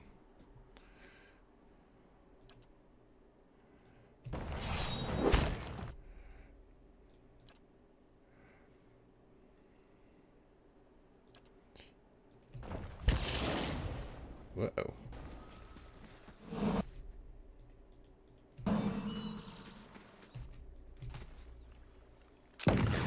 Gotcha.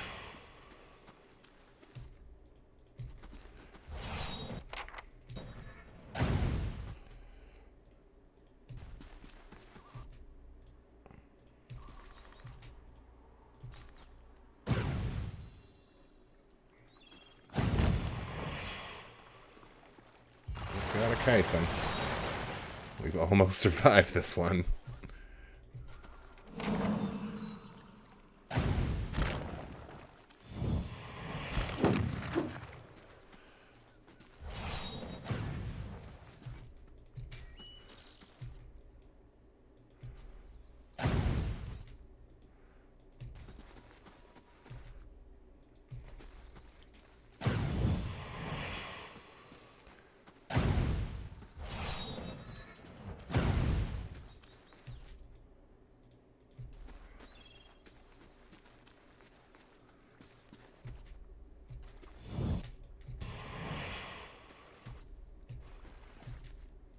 aren't you shooting at him? Hooray! We did it! Primal Rock.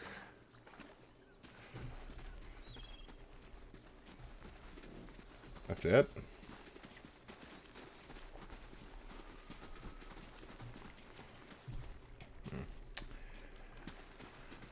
Alright, well, we're pretty beat up from that.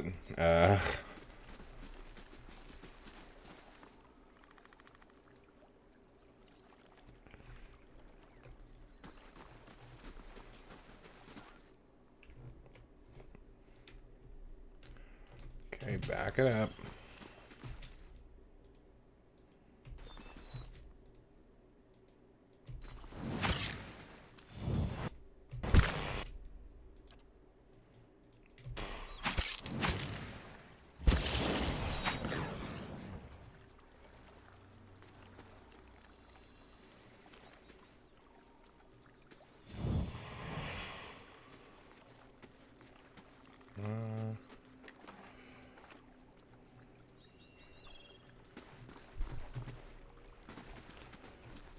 Oh, we're almost at the keep.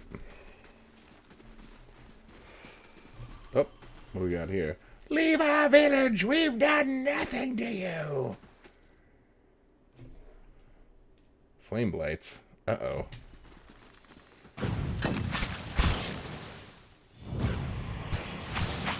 Oh, getting burned. Let's get you out of there. Is this gonna be one of those kite things again?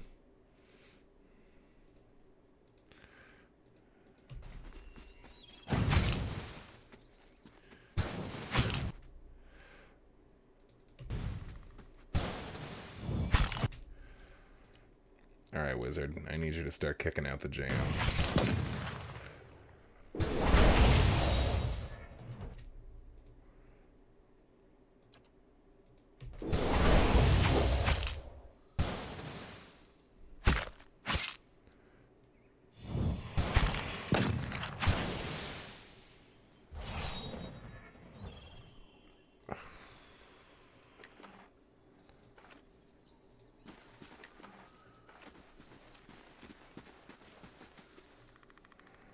Spectral smoke churns all around you. At first you can see nothing except the haze, but gradually you make out the wizened, hunched shape of an old elven man.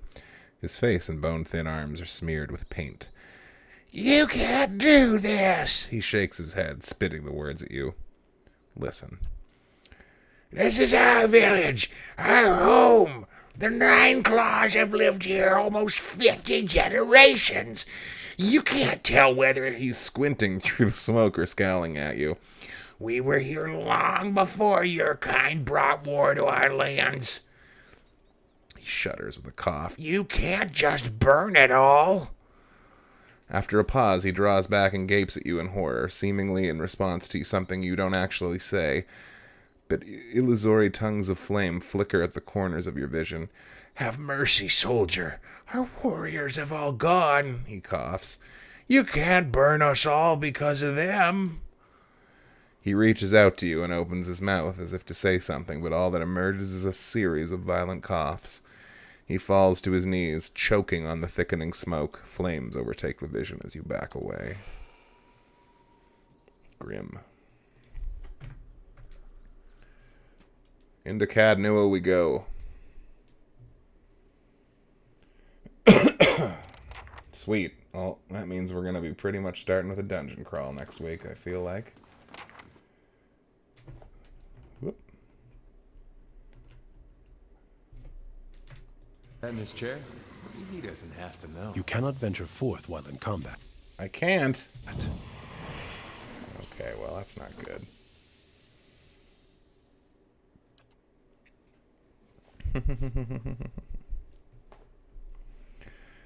Yeah, so next week we will do a little dungeon crawl. Donjon. I have a feeling this fight that we're about to do is going to be somewhat hellish. I guess we could sleep. Camping is not allowed in this area. Can I sleep outside?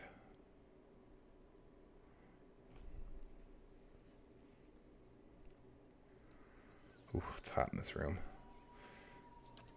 Oh, yes, I can.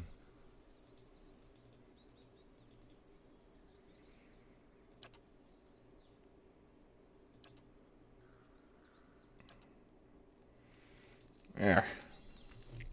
Old what's-his-face should be a little bit stronger against spirits now next time.